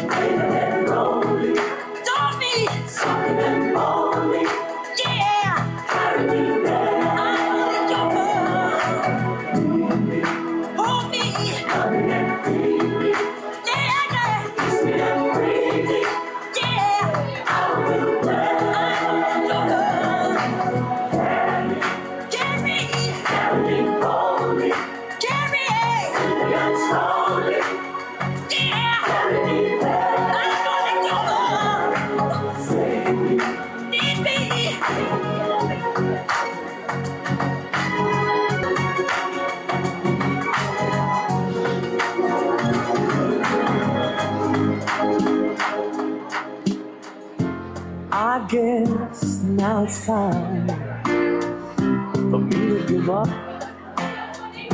I think it's time. Got a picture of you beside me. Got your lipstick mark still on your coffee cup. Oh yeah. Got a fist of pure emotion. Got a head of shattered dreams. Gotta leave it all behind now. Whatever I said, whatever I didn't mean it. I just want you back for good. Want you back for good. Whatever I'm wrong, just tell me the song and I'll sing it. You'll be right and understood. Want you back, I want you back for good. Unaware, but underlined, I figured out the story. No, it wasn't good. No, but in a corner of my mind, I celebrated glory, but that was not to be. In the twist of separation, you excelled at being free. Can't you find a little room inside for me? Whatever I said, whatever I did, I didn't mean it. I just want you back for good. Want you back, see, I want you back for good. Whatever I'm wrong, just tell me the song and I'll sing it. You'll be right and understood. Want you back, I want you back for good. And we'll be together. This time is forever. We'll be fighting and forever we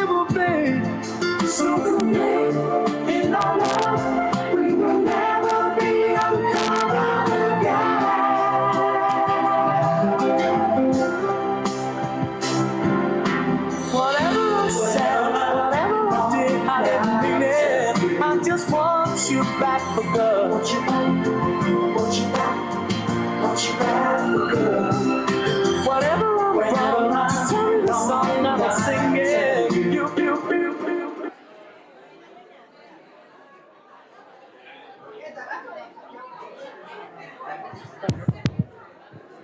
Okay, please have your seats. Please have your seats. The 5 minutes are over. Please have your seats. Please have your seats. You'll have time to bond. Please have your seats. Kindly have your seats. Kindly have your seats. Kindly have your seats. Noisemakers will have a side plate, not a full plate. Noisemakers will have a side plate, not a full plate. Please have your seats, have your seats, have your seats. Thank you. Thank you, thank you, thank you very much. Distinguished ladies and gentlemen, thank you, thank you, thank you. Let's have our seats. Yeah. It is now 7:27. We are 2 minutes late. Before I call the next speaker, I'd like to recognize the people who went to campus with Kevin.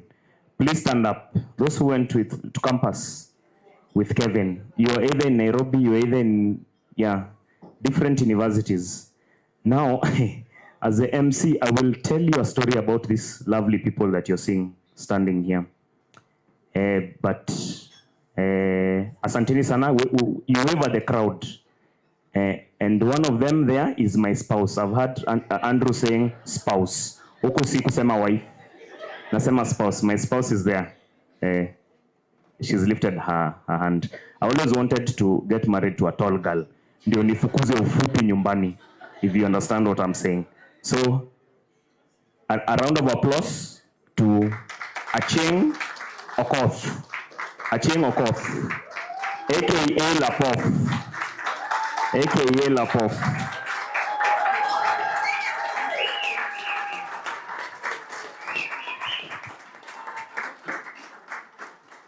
Oh, you can sit down, campus.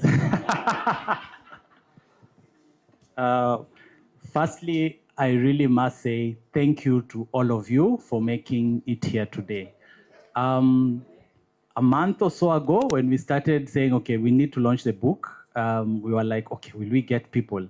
So with Doso, we were planning and we're like, maybe not, but let's do it. Doso really pushed because he was like, this is a lovely story that you need to share out with the world.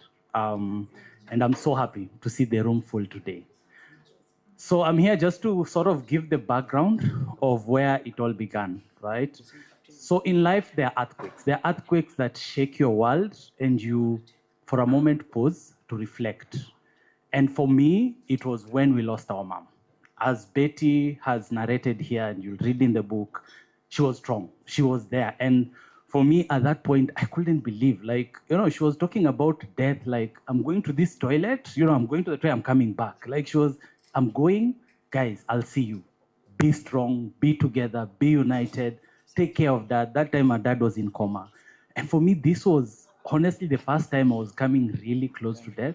And it had been a journey. It had been a journey where the dad was sick, mom became sick, and it really shook the foundations of the family. But I must say, going through such tough periods with people, with family, who are united, who understand each other, it makes it easy. Doesn't make it better, doesn't take away the reality, but it makes it so much easier. And when all was said and done, we had buried them, and life was continuing. At that point in time, I was a single man, no kids, and I started thinking about it. How will this story be shared with my kids? Because I believed I would have kids. How will they get to know these grandparents who changed my life, our life? And it started off as, let me do as a blog for family consumption, right? It was not to be published as a book. Because the reality is also I'm not a writer. So for those who've worked with me, I normally believe I have a good memory. So writing is not my thing. But I was like, let me put it, let me capture it for posterity, for the kids who will come, to just at least see this traumatic experience that we went through as a family. After writing it and sharing it to the family, the idea started flowing. They're like, why are you focusing on the sad part of their life? Why haven't you gone back? You know, like, what was their life all about? Because if you are trying to write it for your posterity, for their kids, they need to know. Like, you know, they'll just wake up and suddenly see these guys were sick. What was their story? And there began the journey of trying to dig back and understand where it all began. Now, at this point in time, I want to just do a very simple. Mr. Brownie has made you guys stand up severally, but I'll request you guys to just stand up quickly. Just all of us stand up. So the first thing, right,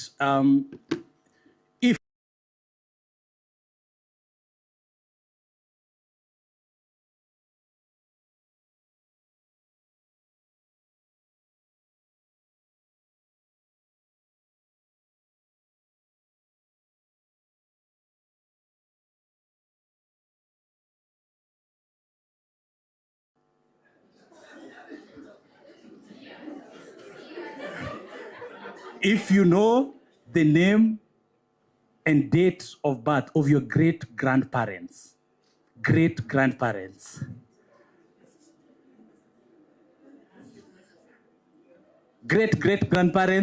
gone, right? So this was the reality that I also faced when I started now trying to understand what's our history. Because when you go back, you realize you get bits of stories of what our grandparents were, their lives through your parents, right?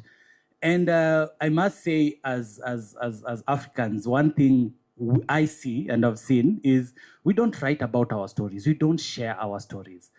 I had to go back and now start understanding. Mr. Obia, our eldest son, had done a commendable job of, I don't know at that time how he thought about it, but interviewing old people back then in a very small digital camera, just capturing, and those guys sharing how we moved over from Simbi to come to Nyaduong, and how they started living there, narrating the relatives that we had, and we started putting it on a family tree, and now you start connecting it. I'll share with you, Kevin Adipo, Auntie Betty's son, was, you know, like you grow up and you know this is your relative, but you really don't understand how you're related. But when you put it on the family tree, suddenly you see how close you are and why this love is still there. Our father, our mothers, you could see how much they loved each other. So you suddenly start making pieces of it. But I'm the last one in the family. So digging back in the history, you suddenly realize there's so many stories that I didn't know. You know, and the other thing was they were conflicting stories. You're being told, oh, this is how it happened. When you ask someone else, no, this is how it happened. So trying to reconstruct all that was also a journey. I would love, for example, if you read the book, to know that my grandfather was in World War I. I would have loved to just understand in his perspective, how did he go there? How was the experience? You know, people die in wars, coming back, surviving, what was it? And I also draw parallels to the history. So as mentioned here, we are all over the world. And what you see is you struggle with the challenges of how do I connect back to the roots? How do I ensure my kids still know Kenya is home, Nyaduong is home? And it's the same thing. You realize that our grandparents moving from Simbi to Nyaduong, today it looks like a 50, 60 kilometer distance, but back then there was no transport. It was, you know, they've gone and they've gone. We don't know where they are. Then I see that my father and mother moved to Nairobi, another game changer. They don't know, they've never lived in Nairobi. How do you raise 7 kids in this Nairobi? You know, if there's no textbook, and you now understand the support of community, people who've come before you to share their stories and really understand this is what I can do, this is not what I want to do. And today, as we forge forward as a family, we live with the values, we live with the memories that they shared with us. Now, the one memory that today you hear about is education. Because when we look at their lives, they were not really educated, right? But they put it forth and say, like, I remember my mom clearly saying that I've not graduated. I've not put an ugudu, the gown, what is it called? The graduation cap. She's not worn it, but she wants to ensure that she'll wear it through all her kids. And she lived to see that. And one of the things I remember on her deathbed, she was like, I've done it all. The things that I wanted to do have been done. So you guys, it's sorry I won't see all my grandkids, but life continues. So education for us is super key, and we believe it emancipates people. It helps people live a decent life. With that, we started the Hopper Foundation, and we've helped so many kids. And it makes you proud. There's a deep gratification that you get when you hear someone who didn't have a chance in life telling you, I'm graduating next week. I've got a job, and now I can help. I can do these things. It's really, really deeply, deeply gratifying. The second thing for me is the unity, because I'm sure we all know of families where people are successful, people are doing their own thing, but coming together to sit at a table and just connect and talk about it and agree on something is super difficult. And it's a challenge that we all have. We all come from families. How are we checking on our parents? Do we know what's going on in their life? Your brother, your sister, do you feel their pain? Do you share in their success? Super important. The last thing for me is we need to continue sharing our stories, because when you read the stories, you connect. You see how people navigated some of these things. The stories that we share, it's not just about the past, but it's really a guidepost to drive the future generation, to tell them this will happen at some point. This is how you can navigate it. Of course, technology and TikTok and all these things might have changed the world for them, but they need to understand at the end of the day, the fundamental life cycle of a human being is the same. And how do you navigate each of these points? So as we live here today, one, I'm super grateful for all of you coming, but the challenge for us is let's share our stories. Let's put them down. I would be so happy. I've been told I need to mentor more Lexa. So I'm happy to share the journey. It's not easy, to be very honest, because the first time I wrote, I thought I'd written a lot. Then when the editor comes back, it's shrunk and I'm like, my goodness, I thought I'd written a lot. It's like, you're repeating yourself. It's just that you don't know. You're just saying the same thing over and over again. So this is it.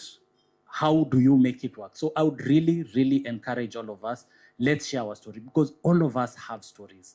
And those stories might sound to you, this is my life, but it might inspire someone. It might change someone's life. Thank you all, and looking forward to getting your reviews on the book. And with that, I will have the pleasure to invite Dorcas to come over as the guest speaker.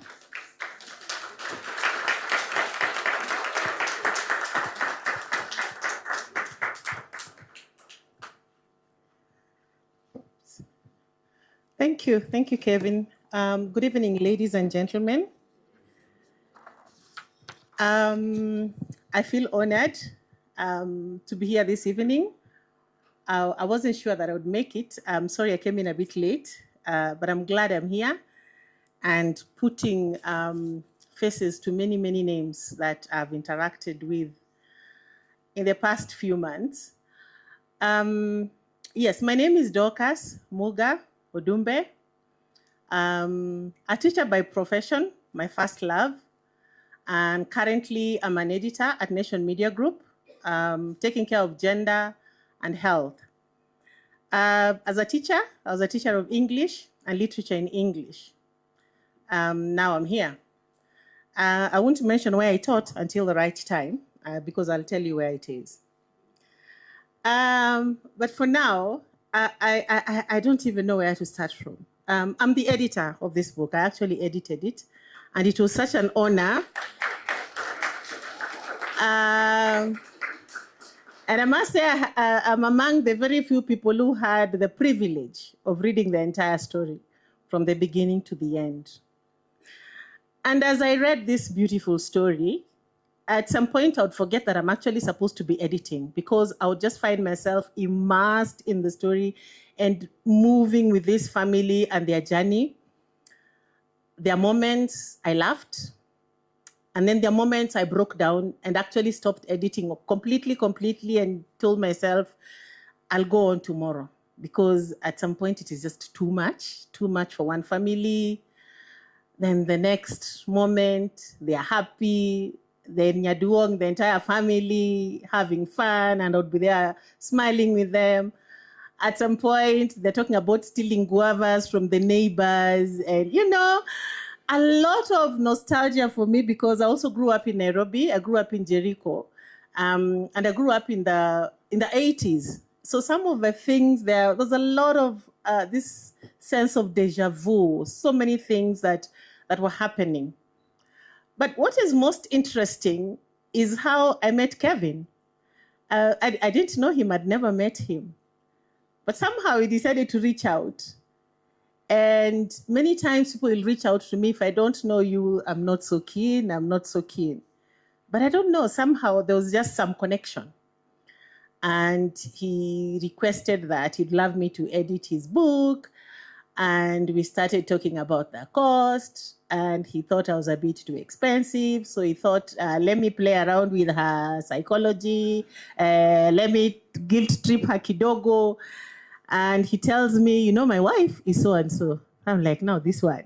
What is this? Yeah. So my connection with this book is deep, very, very deep. And life is how the universe aligns sometimes really surprises. Because you just discover you're in this place where you're actually, ideally for me, I think I should have been here from the word go. Probably when I was growing up in Jericho, I should have known the family when we were growing up in South Sea. I mean, that's the feeling I got. Because I will read my speech. They say when you're a keynote speaker, you need to have a speech. So I decided to bring my speech on a piece of paper to make Perez happy and her husband, because in their generation, we were not in the digital space. So I decided to take myself a bit back, and also not to lose these young ones. So paper belongs to both this generation and that generation. And so my connection with this family is this. One, Kevin's wife happens to have been my student at Alliance Girls High School. I mean, my student, in other words, what I'm saying, I stood in front of a classroom where she was seated. So I can't remember if I ever punished her, but if I did, you see how you turned out, Kevin? Isn't she a good wife? Thank me for that, yeah? That's one. And a lot of English. Yeah, so that's one. Number two, as I was editing or reading, actually, I think I read it first. I come across names that sound familiar. So first they're talking about Simbi. And I'm thinking, is it the same Simbi that I know? Then they talk about Betty. I'm thinking, okay, Betty. Then Adipo, Okwome. And I'm like, wait a minute. They are my relatives. Because Betty, Auntie Betty as they call her, is, I would call her my co-wife. Because we are married in the same place. So her husband is my shemeji. Yeah? I'm married in Kindu Bay. Betty's married in Kindu Bay. Her husband and my late husband's actually cousins. So, you're reading and you're thinking, the universe, these things, I mean, what is all this about? So I couldn't miss today. Actually, ideally, right now, I'm supposed to be in the office. But I told myself, Kazi Kai, let me go and sort out my children first. I'll sort out work tomorrow. But the deja vu in this book, I enjoyed reading the book. It's a beautiful journey. If you've not read it, please just take your time and read the book. It is a beautiful story. Yes, the moment you'll cry, the moment you'll say, I can't go on, maybe I'll take it up tomorrow. But it's a beautiful journey, because at the end of it, when the last full stop is put, you look back and you're like, wow, what a beautiful story. Because this story also reminds me of a book I taught at Alliance Girls High School, a book known as The River and the Source by Margaret Ogola, that talks about these 3 generations and of a family that consisted of very powerful women who talked about women's empowerment then, even before we started talking about the 2/3 gender rule that we are still 15 years after devolution, after the constitution, bado tunang'ang'ana tu tukiitaka. But they saw the light in those many years ago. So please make sure you get a copy. And then tell a friend to tell a friend that there's this beautiful book, which for me should even be a school set book. I wish I had the powers, but I would make it one. For our future generations to also just understand issues around family unity, love, taking care of each other, holding together. Because I imagine if by the time both the parents were dying, it's unfortunately the dad was sick first. Then mom was there thinking that mom is the one who will now, take care of dad. Then suddenly mom falls ill and we can't tell that mom is a very interesting and painful journey, but very happy one with a very positive ending, because our stories are supposed to end positively, on a positive note, because ideally we're supposed to give hope to the next generation. So I'll read my speech, and I hope you won't, where is the MC? I'm the teacher now. And the teacher, even if the bell rings, I used to tell Kina Elizabeth that until Mrs. Odumbe says the time is over, you might not go for tea break. They used to call it para, because I have to finish my session. But it's not long, so do not worry. So I called my speech, or the keynote speech for that matter, A Legacy of Love and Perseverance. And I start by talking about the cultural bridge. Now, I'll tell you just something small about myself. I met my late husband in the early 90s. I was with a girlfriend, my best friend. We were from watching rugby on Ngong Road, Impala. It used to be there even those days. So for the younger generation, rugby. So we're coming from rugby. Once upon a time, there used to be a restaurant called Wimpy. So there was a Wimpy on Tomboya Street. Elizabeth, close your ears. You don't need to hear where your mom met your late dad.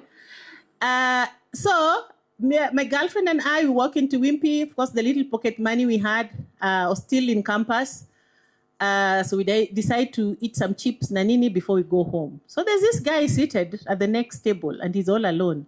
And he keeps staring. Anyway, at some point we speak. And beyond that, we say history. What am I saying? I'm saying how I met my husband, no one introduced me to him. Okay? No one came and told me that there's this young man who plays cricket. He's from this particular place. This is the character. This is the family, and so forth. Yeah? And I'm thinking, when we read the story of this family, the Gibson and Perez family, Auntie Betty was in the midst of it all. Then it reminds me of an uncle of mine. And I'm saying my husband, now that's how we met. And I'm sure majority of us here, we were not gamoed. From the word gam. Gam means you picked a lady from there and brought her. And when you're bringing her, you already know her background. So you know that she's a suitable partner to this one, okay? I have an uncle also. When we're growing up in Jericho, my grandmother came to visit us, and she comes one day, she arrives with this young woman. And I'm wondering now, who is this young woman grandma has come with? My uncle used to live in Kariobangi those days. So they arrive in the evening, then the following day in the morning, my grandma says, accompany me to Kariobangi, we are going to visit Uncle Joshua. Little did I know that was Uncle Joshua's wife. They had never met. Yeah, so we go. We leave Auntie Benta at Uncle Joshua's place. They are still married, happily married, with beautiful children. So that tradition or the culture of Gam. So I know all of us have heard about it now, the word of Gam. So in Luo culture, it is when your aunt drives her Mercedes Benz, that's how we roll, to find your wife at choir practice. So this book tonight proves that the best love stories often begin with the most unexpected matchmakers. So as I worked on this book, I found myself doing more than editing. I was time traveling. One moment, I was in 1946, Nyaduong village, watching a family name their 7th child after their deceased son. The next, I was in 1970s Nairobi, witnessing a young man's transformation from security guard to a civil servant through sheer determination. But here's where life gets beautifully strange, and I mean beautifully strange. You see, I didn't know Kevin Achieng when he reached out to me, asking if I could edit his family memoir. What I discovered later was that Kevin is married to Elizabeth, my former student at Alliance Girls High School. Small world. Wait, it gets smaller. As I'm editing this story about Adipo Okwome, the cousin who helped Gibson get his first job, and whose wife Betty played matchmaker, I'm thinking, this name sounds familiar. Ladies and gentlemen, Adipo Okwome is not just a character in this book, he's my brother-in-law. He's married to my friend Betty, and he currently serves as the MP for Karachuonyo constituency. But the universe wasn't done with its cosmic jokes yet.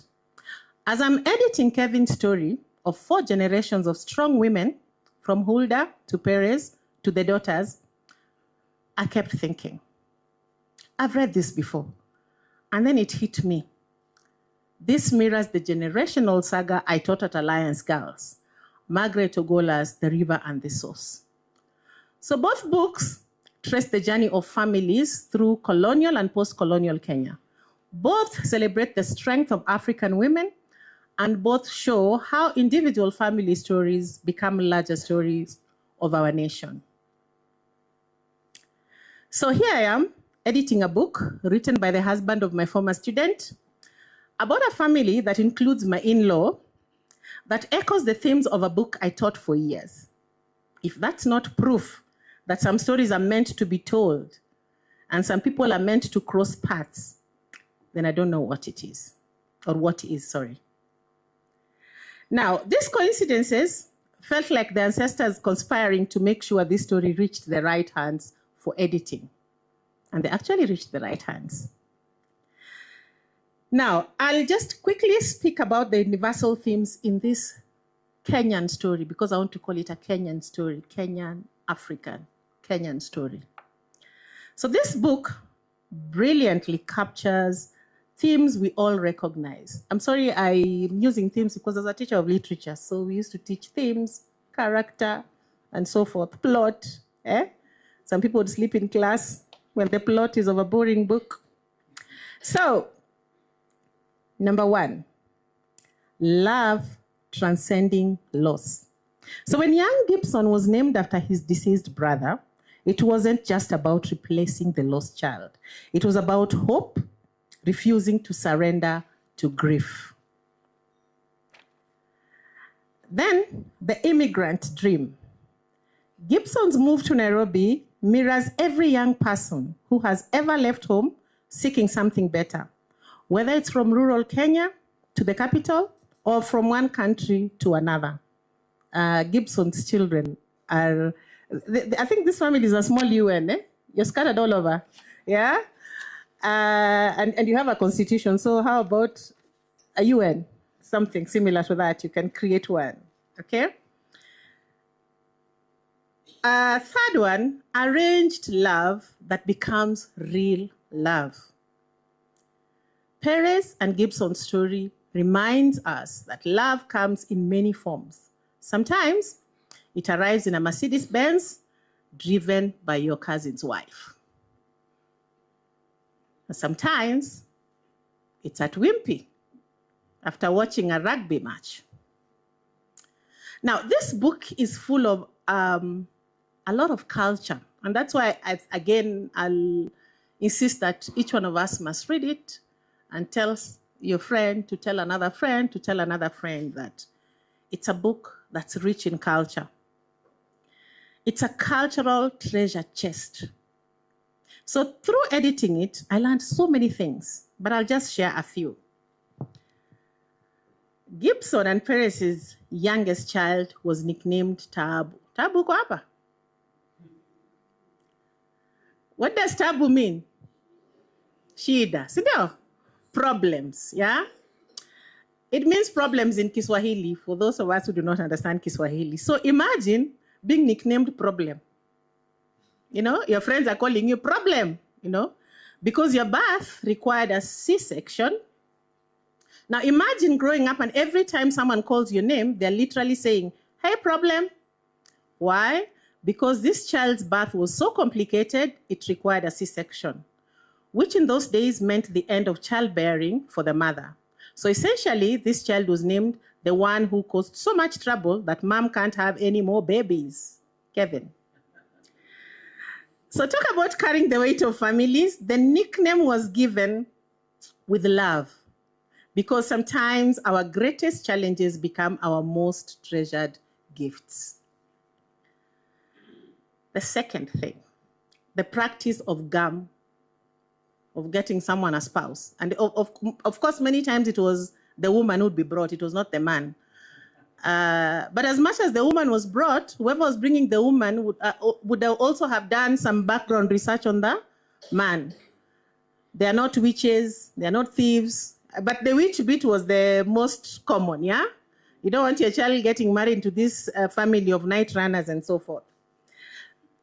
So the practice of gum reveals the beautiful complexity of law matchmaking traditions.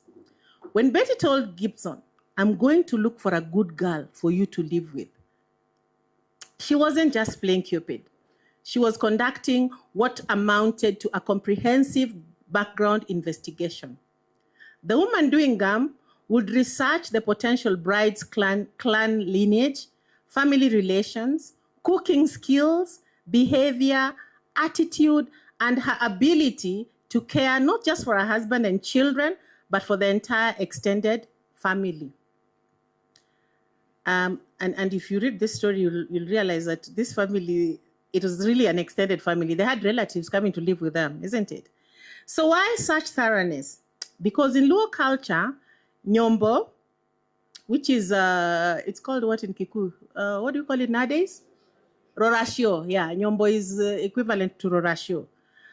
So Nyombo or marriage isn't just a union between two people, it is a lifelong bond between entire communities.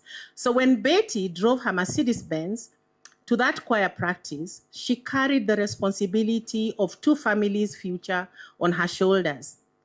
Talk about pressure, eh? This shows us that long before dating apps, African communities had developed their own sophisticated system for ensuring lasting partnerships. I'm sure if you're from the Luo community and you have a grandmother, great-grandmother, just find out how they met, if they're still alive. Or if they're not, just ask whoever knows how your grandfather and your grandmother met. And finally, the tradition, the culture. The beautiful tradition of the 10 cows that sealed Gibson and Perez's marriage on August 22nd, 1973. This wasn't just a transaction. It was a profound cultural statement. In Luo tradition, cattle represent life, prosperity, and the groom's family commitment to honoring the bride's worth. So when those 10 cows arrived in Koyo village, they were saying, we recognize the value of the daughter you've raised, and we promise to treat her with the respect she deserves. But here's the beautiful part. It also meant Perez's family was not permanently invested in her marriage's success because they had received something of great value. It created a support system where both families had a stake in making the union work. Compare this to modern weddings where families often go into debt. Watu wamechukua 1 million kufanya harusi. After 3 months, you hear they're separating. Anyway, the Luo system created lasting bonds and ongoing relationships between communities. So those 10 cows represented not just a dowry, but a covenant between villages that would outlast the couple themselves. And it has actually outlasted the couple. Because if it didn't, then we'd not be here this evening with Gibson and Perez's family, their children. Now, let me just talk a bit about the editing challenges and the discoveries. So as an editor, my biggest challenge wasn't grammar or structure. It was preserving the authentic voice while making it accessible to all readers. So regardless of whether you're a Luo, you're a Hindu, you're a Giriama, you're from Cameroon, then you'd all resonate with the book. So how do you maintain the rhythm of Luo storytelling while ensuring speakers of other languages, including English, feel included? How do you keep the cultural nuances without losing the universal appeal? So the answer lay in the story itself. Love, loss, hope, and family are languages everyone speaks. So as a reader, what will you gain? So this book offers something for everyone, each one of us sitting here this evening. Number one, history buffs will discover post-colonial Kenya through personal narratives. Our readathon, I forget your name, but I love the fact that we talked about reading books from the 70s. I wonder if your parents had met by then, if you're the firstborn, that is. Oh, okay, probably they had met. Yeah. Then family genealogy enthusiast will see how one family's story illuminates broader social patterns. For cultural explorers, they will gain insight into Luo traditions and values. Anyone who loves a good love story will find romance, arranged marriages, and lasting partnerships. And for those dealing with loss, you will find hope in how families heal and continue. Now, as I close, I want to talk about the universal truth. So in a world that often feels divided, this book reminds us of something beautiful. Whether you're from Nyaduong village or New York City, whether your marriage was arranged by your aunt or started on a dating app, whether you're the eldest or nicknamed Tabu, we all share the same fundamental human experiences of love, loss, hope, and the unbreakable bonds of family. And so tonight, I want you to meet 7 people. I wish we were meeting all the 7 physically, but I want you to meet the 7 people. 7 children who carry the DNA of this remarkable love story. Each has something different to tell you about their parents' journey. So I want to introduce them to you the way I saw them in the book. Na nikidanganya, munisamehe. I start with Nick, the firstborn. I am Nick, the first. I made my parents into Wonik and Minnik. Wonik and Minnik means mother to Nick and father to Nick. I carry the weight of being the one who proved their love could create life. Through me, you understand the journey of all that first child in 1975. Through me, you'll understand the joy of that first child in 1975. That is Nick, the firstborn. Number 2, Makago the bridge. I am Makago, named for my dying grandfather, Andrea. I am the bridge between the old generation and the new. Through me, you'll see how names carry souls across generations.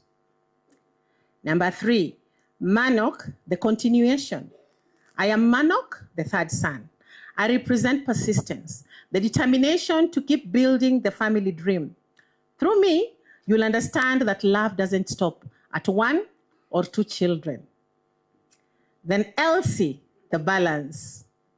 I am Elsie, the daughter who finally broke the pattern. I brought pink into a world of blue, named after the sister who raised my father. Through me, you'll see how women hold families together across generations. And I think she told us that when she was on the panel. Number 5, Kolach, the surprise. I hope I'm pronouncing them well. I am Kolach, named after the doctor who delivered me. I proved that sometimes the best laid plans, like 3-year gaps between children, are just suggestions to the universe. Through me, you learn to laugh at life's unexpected gifts. Number 6, Atiriri, the memory keeper. I am Atiriri, named after my grandmother Hulda, whom my father barely knew. I carry her memory, her strength, her love across the decades. Through me, you'll understand how the dead live on in the living. And finally, Tabu, the final gift.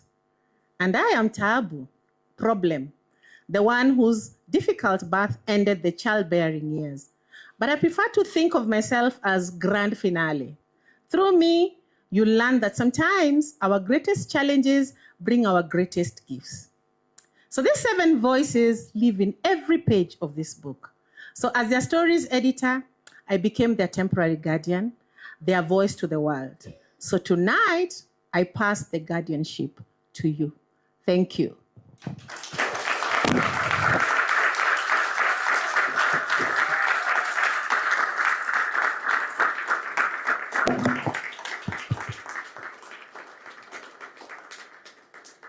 You know, she reminds me of, who knows the guy called Willis the Wordmaster? KTN. If this was my English teacher, I would be teaching in Yale University. We want to do a small exercise. I know we are standing in between this session and the serving of the food. Okay? So we want to do a small exercise. You're going to get an autographed book if you win this exercise. It's a Kahoot. I'd like everyone to go to kahoot.it using your phones. Woe unto you if your smartphone is not smart. You can either scan that or you go to kahoot.it, then enter the game pin 358201. You feel free to input your nickname or your names or whichever. But we are going to be awarding the top participant. Okay, I can see Micho. Micho has joined already. Micho. Whoever Micho is, he or she is going to serve first. Adis, Kato, Mato, Moeji. Hey, there are some interesting names. I got all the screen. Now this screen has to be kahoot.it. Kahoot app. www.kahoot.it. I can see what our iPhone are struggling. I always say iPhone ni jina. What was Samsung? Now I'm in trouble. What were Android? What were iPhone? Hey. Haya. So 30 seconds. Bresh, Prov, Kagira, M2, Rabora, Obia. Interesting names. Oz. Now this quiz is, there's even someone who's put the game pin as their name, which is okay. We will forgive you for today. This quiz is a summary of what has been talked today. A summary of, so if you are attentive, you're guaranteed you're getting something. If you're listening to our English teacher, you're guaranteed you will get something. So I think now we're done with registrations. We are done with registrations. We are going to start. I have my friend, he's called Gray. Gray is a quiz master, and I'll hand it over to him. Thank you, Gray. All right, thank you very much, our able MC, Ian. Amazing. I can see we have, how many are we right now? I can see we have 48 of us joined in. Well done. So, first rule for this one is do not do this on your own. So, we have known that we shall have an autographed book by our author, Pale Kevin, who shall give us the prize. But for this quiz, do not do it alone. And as Ian rightly put it, is the fact that this will be a recap of what we have done or what we have listened to this entire session, as well as some tidbits of general knowledge. So first of all, let me just give you some more Kenya. First update your knowledge in terms of what is the capital cities in East Africa. That is a question that will be there for general knowledge. Update your knowledge in terms of what are the capital cities in East African countries. Now, right now we're having Chan, so you know that. So I can see we have Joe, Kadi, Samburu. Where is Samburu? Samburu, Kwabe. Samburu. Ah, yeah. Where is you one day? Well done, Samburu. Karibu sana. Okay, where are you one day? One day in the house. I want to just, yes. By a show of hands, yes, I can see you one day, Karibu as well. Makado and Queen Kui. Where are Queen Kui? Queen Kui, I see you, Karibu sana. Son of Author, Kwape. Yes, I can see you, my gentleman. Well done. I saw Bresh in the house. Bresh, where are you, Bresh? I see you, Bresh. Well done. I see you, M&M. M&M. Poa sana kabisa. So, you know what? We are very many in this room and we have all joined in very enthusiastically. So, right now, if you are ready for this session, kindly, can I get a resounding eye?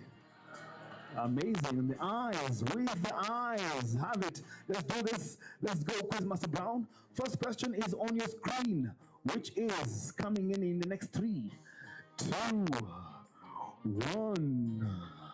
And first question is 8 questions. Complete this familiar phrase. Dash of life. I'm sure this one is very easy. Yes, dash of life. What is dash? What is dash? Yes, what is dash? Again, don't do it alone. Do it with your friend next to you who you're seated with. Again, it's too easy. Yeah. And the answer for this one is definitely Colors of Life, which we are launching in the next 2 minutes or so. 38 of us getting correct. If God is correct, please say aye. Amazing. All of you are colorful people. Well done. Standings. Let's find out who is in the lead. And we have Pale.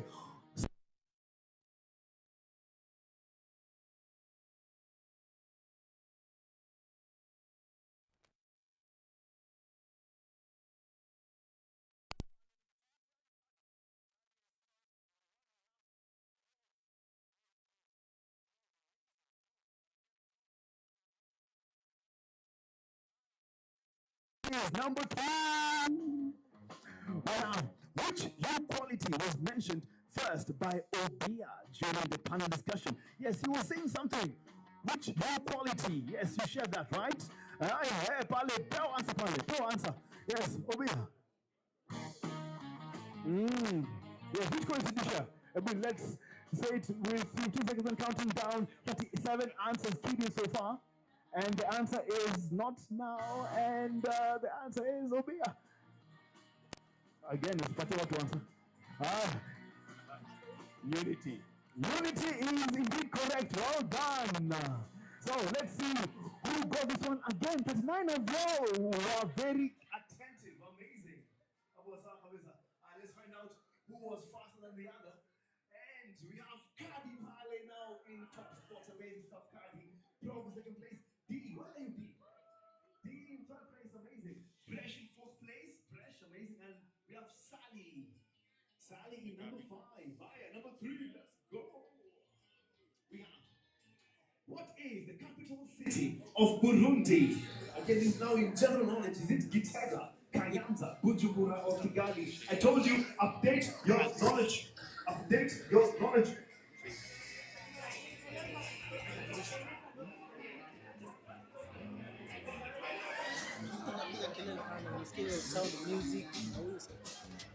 And the answer is not Bujumbura. I told you guys, you should update your knowledge, my friends.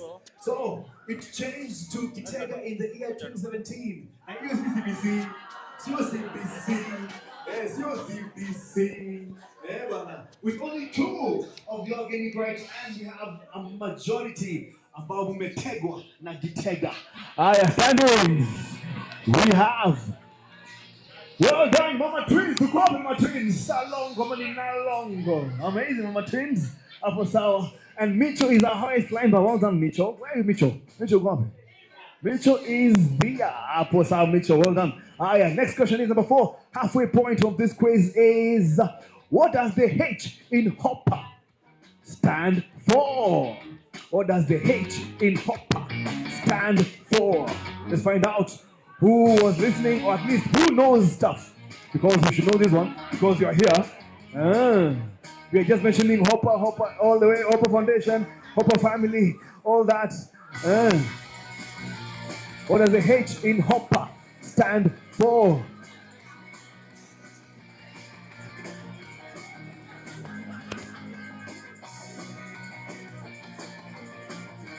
All right, answer is Harun, with 29 of us getting it right. So it's Hopper is Harun Ogutu Perez Akini.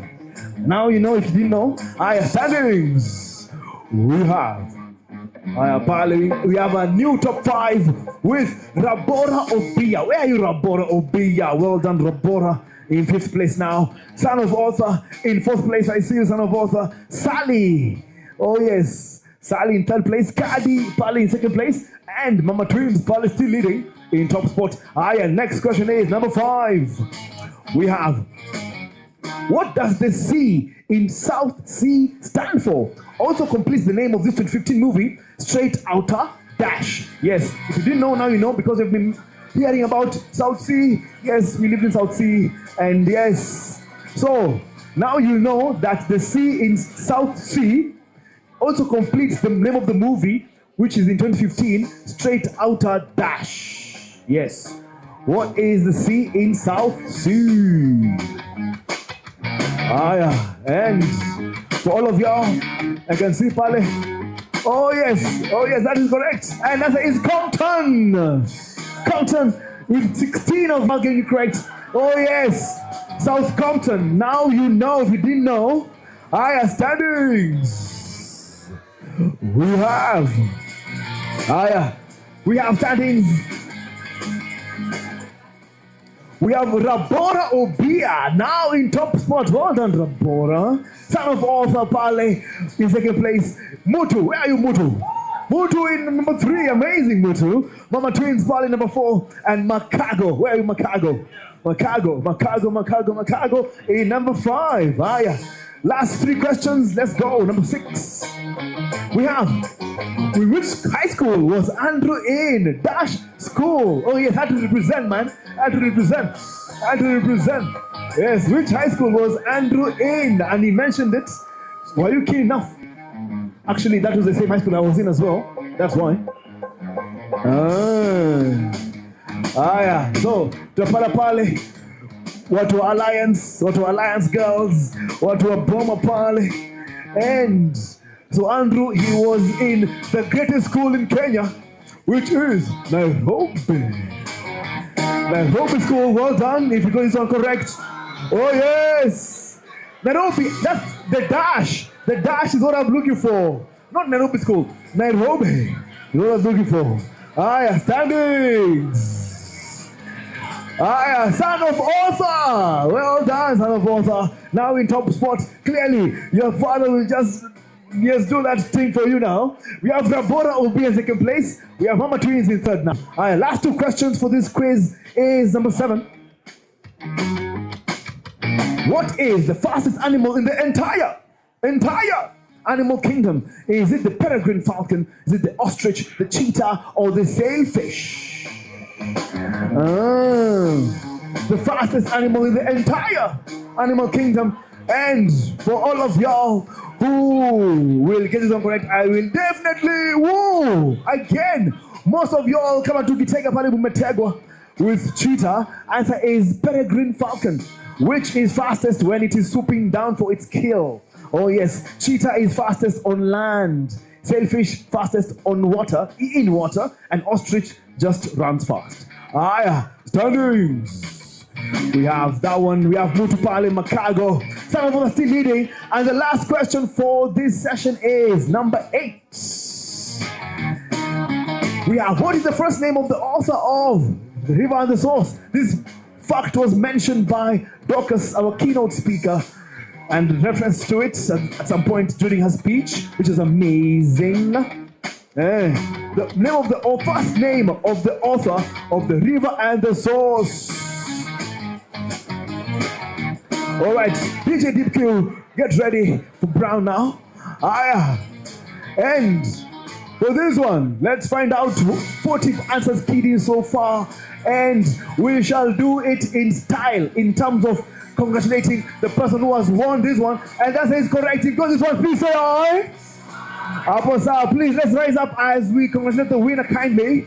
Let's rise up one more time, kindly. Let's rise up. Let's rise up kindly. Let's rise up, even as we do this book launch amazingly well. Brown, where are you, Brown? Let's go. Deep Q, let's go. Check 1, 2, check. Hands up. If you believe you are the winner, hands up. Come on, Deep Q. Now, hold on. We must do this in style. Get a partner, get a neighbor. Oh yes, get a partner. Get a partner. Oh, come on. Nimepata huyu serebo wa TikTok. Oh yes. Huyu. Get a partner. Akona 1.2 million followers. Okay. Do you have a partner? Weka mikono hivi. Hii nitawafunza, hii ni ya majenzi. Genzi's in the house? Genzi's in the house? Ama millennials ndio wengi. All right. DJ, let's go. This is how we do it in style. Genzi's. Millennials, wacha tuwafunze. When you see a pretty girl and you're in the mood, you better think twice before you make your move. Me brethren, Try this. Me and me brethren, them a walk on the street one night. We a laugh, we a talk. Millennials, where are you? Uko nyuma basi. Let's go. Right. When me look Alafu, kuna hii salamu. Jesus, please, navigate time tonight. Same time me brethren say Charlie Chaplin, you're bright. How you live too long and you want to win. Millennials, can you try mapanga le? Who kill party man #1? They understand the assignment. Millennials, mapanga le. Come on. Now, change cut now. Aya, weka mikono juu namna hii. Yo selector, goda tena, goza chuma singoni. I can see you. Oga, you are doing it better now.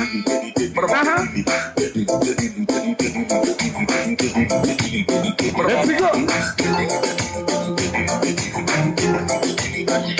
Weka namna hii. Tushasikia kikiingia ni kublast. Huko ngabado na chukua. Anguka nao itabaki meflow na vibe. Anguka nao let's go. Mdaki sinteja patikani. Hadi late night saa 6 ndo tani. Millennials. Kupenda na kufana na hii. Aya, zunguka pole. Mimi najua kwa irizo. Acha nikushow kwanza form ya Gidon. Nishashika mpua na twende chini kwa chini. Huyu alikuwa US. Acha tujue kama anajua anguka nayo. Take a video no NGC. Are you ready? Can't tell good raps in the talent. Are you ready? Anguka now. Let's go. Anguka now, check it. Anguka now, turn it down. Go down. Stand up to your feet, mikono juu ala click. Uliza one leg. Anguka now. Wewe anadhani ni football. Anguka now. Let's appreciate him. Thank you. Come on. Big smile, cheki kam gapi satu. Naku like mekuma kweni tatu. Digida, gidinya, siaga guadu. Hands up. Kuna raru. Biga statue. Inua mkono alafu cheza na mguu. Biga statue. Hands up. Extra pressure, baby, when you wind and fall. You're killing the boy, of course. You're killing the boy, of course. Even as you thank people, let's go. Extra pressure, baby, when you wind and fall. I can see you, millennials. You're killing the boy, of course. Play some salsa. I had to put my life on pause. Oh yes. And follow you where you're going. Mom, unajua mtu zote ni za left. Cause I'm in love with Mom, come on.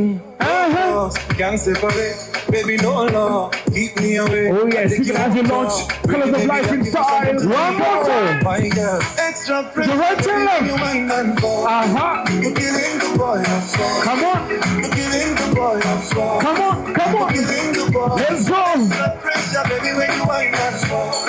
All right, Colors of Life now. Pale haya, banduka tuweka mikono namna hii. Weka namna hii. Weka namna hii. Naweka shida chini na tupa mikono juu. Banjuka tu. Banjuka tu. Banjuka tu. Naweka shida chini na tupa mikono juu. Banjuka tu.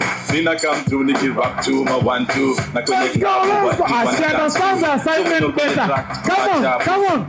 Sim sauti ya dhahabu. Unatakaje ma? Welcome to Fora Sura ni nice. This on the bumps. Now speak to the right side. Are you ready? Let's go. Chafuke kwani nini? Wanauliza tutasifu happy mpaka lini? Sisi tuna shida zetu tusikize zako kwa nini? Wacha nishike drinks nikicheki warembo hivi. Tuangaliane, tusalimiane. Hizo namba za simu ndio tubadilishane. Si vile tumejuana leo tu. Kwa hivyo leo tu tutainuka tu. Banjuka tu.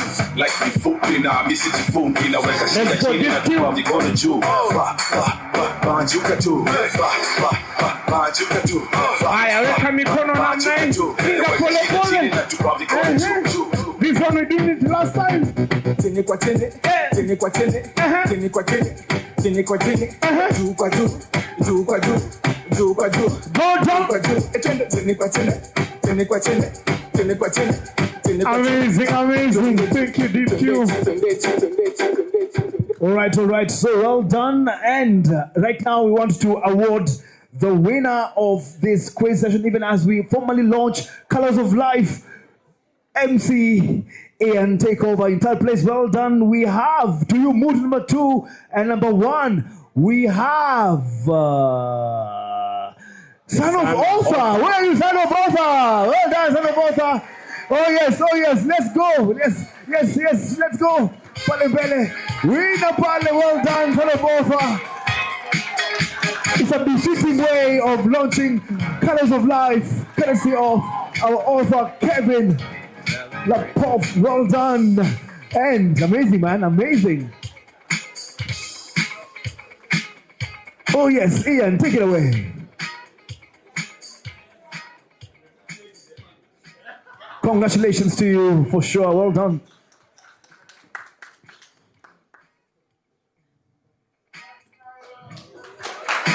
Well done. Once again, give a hand to our winner for the day.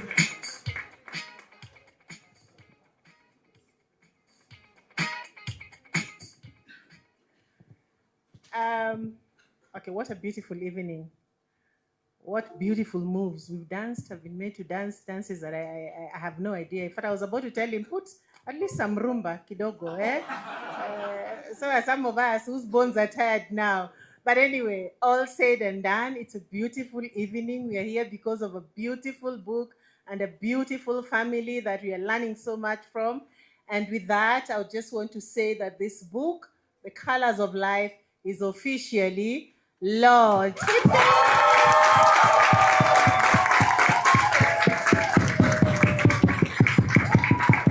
Happy Mziki DJ.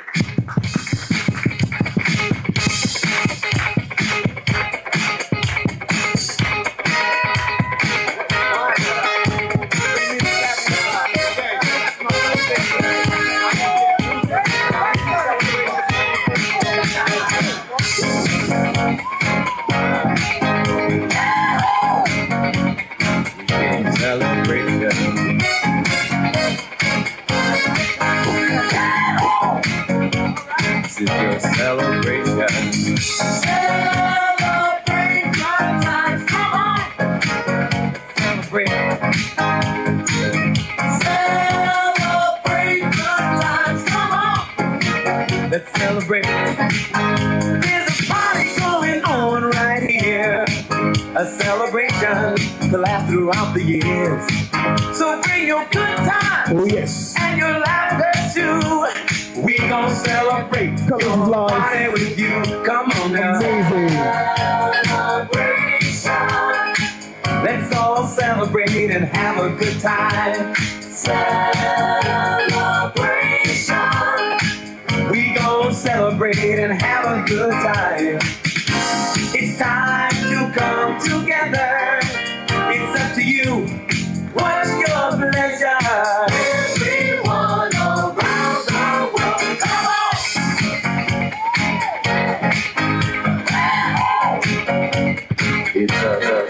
Thank you very much. Thank you very much, Madam Ward Mistress, Mr. Radido, the guy who dressed like me, and to the author. So I'd like to call upon Tracy Ogutu to come give us the vote of thanks. Then we will proceed to that side. We will start children first, then ladies, then men. In according height. Men height-wise. The shorter you are, like that. That is the easiest way. Yeah? Okay. Oh, there's a cake. Apparently there's a cake. Has someone seen the cake? Gray, is it still there? I hope you've enjoyed yourselves. You have? Okay. As Tracy is giving the vote of thanks, yeah, Mrs. Obia, Tracy.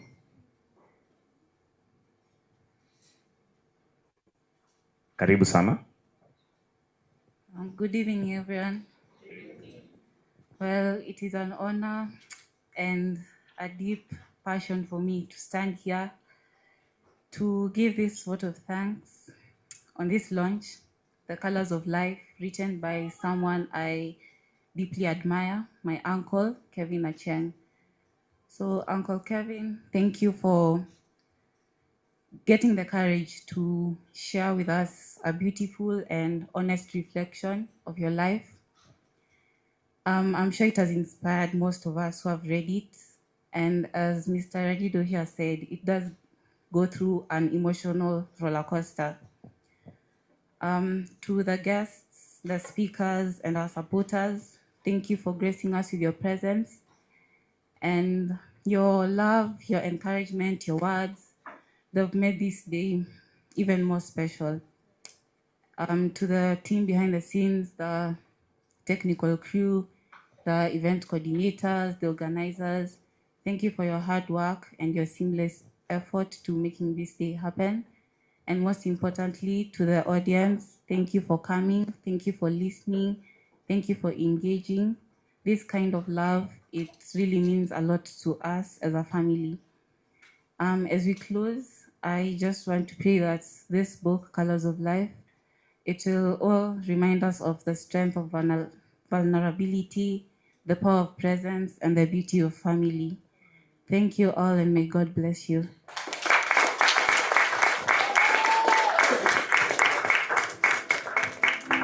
Thank you. Mimi naki here yangu. One thing I forgot to say when I was speaking is to really thank the Hopper family, the 7 of them, 6 of them, because one thing you'll see is even in the book, the names, there was a huge debate as a family of how much we should share, which names, should we just put it as a fictional book? But I think it's not just me being vulnerable, it's the whole family saying, let's share the story, let's inspire someone. So I'm just a mouthpiece because several of those stories, I also had them as I was writing the book. But thank you. Thank you.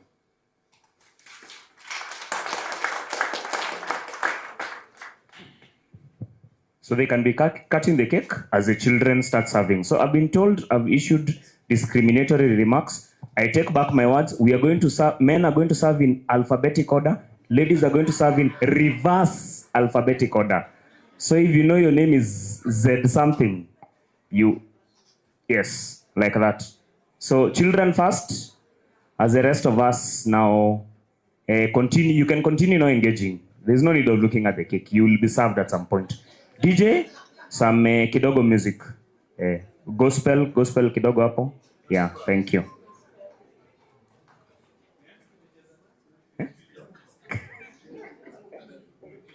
Oh, rumba. Oh, sorry. No. Rumba, no. Rumba. Okay, at some point. DJ, do your thing. Someone to help the kids serve. Amenivua vazi la aibu na moyo wangu wakati sina budi ila nimusifu. Bila mifano bila mifano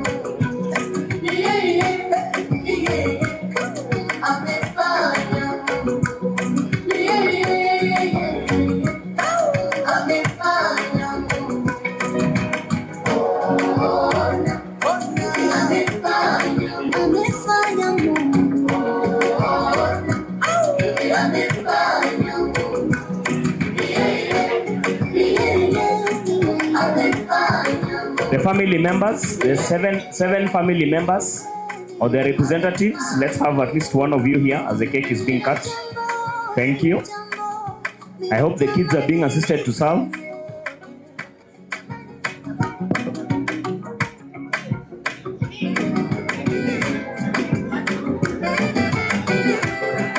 Nick, Elsie, Helen, Linda, Lydia,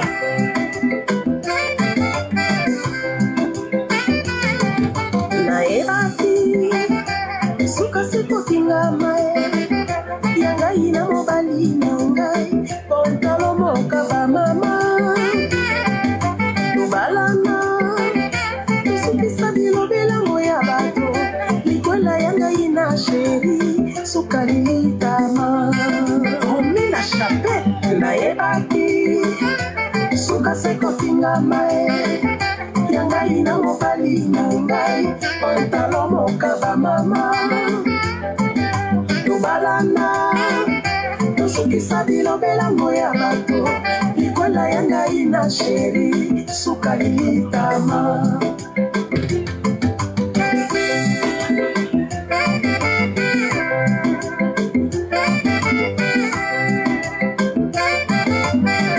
Son Excellence Hugues Ngwelondele na mama Ndela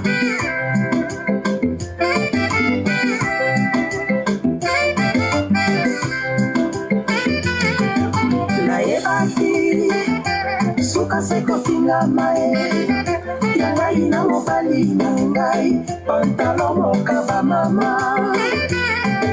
tubalana tusukisa bilobela moya bato likola yanga ina sheri suka lilitama mama la femme na brazae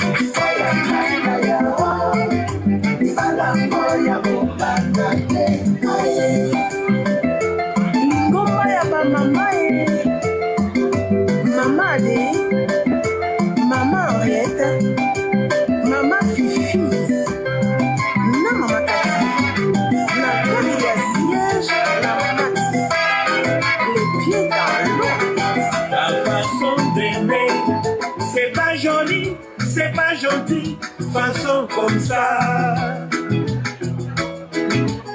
Ta façon d'aimer Doudoué, c'est pas joli, c'est pas gentil, vraiment Fanny. Ta façon d'aimer chérie, jaloux, jaloux, jaloux, jaloux, t'es trop jalouse.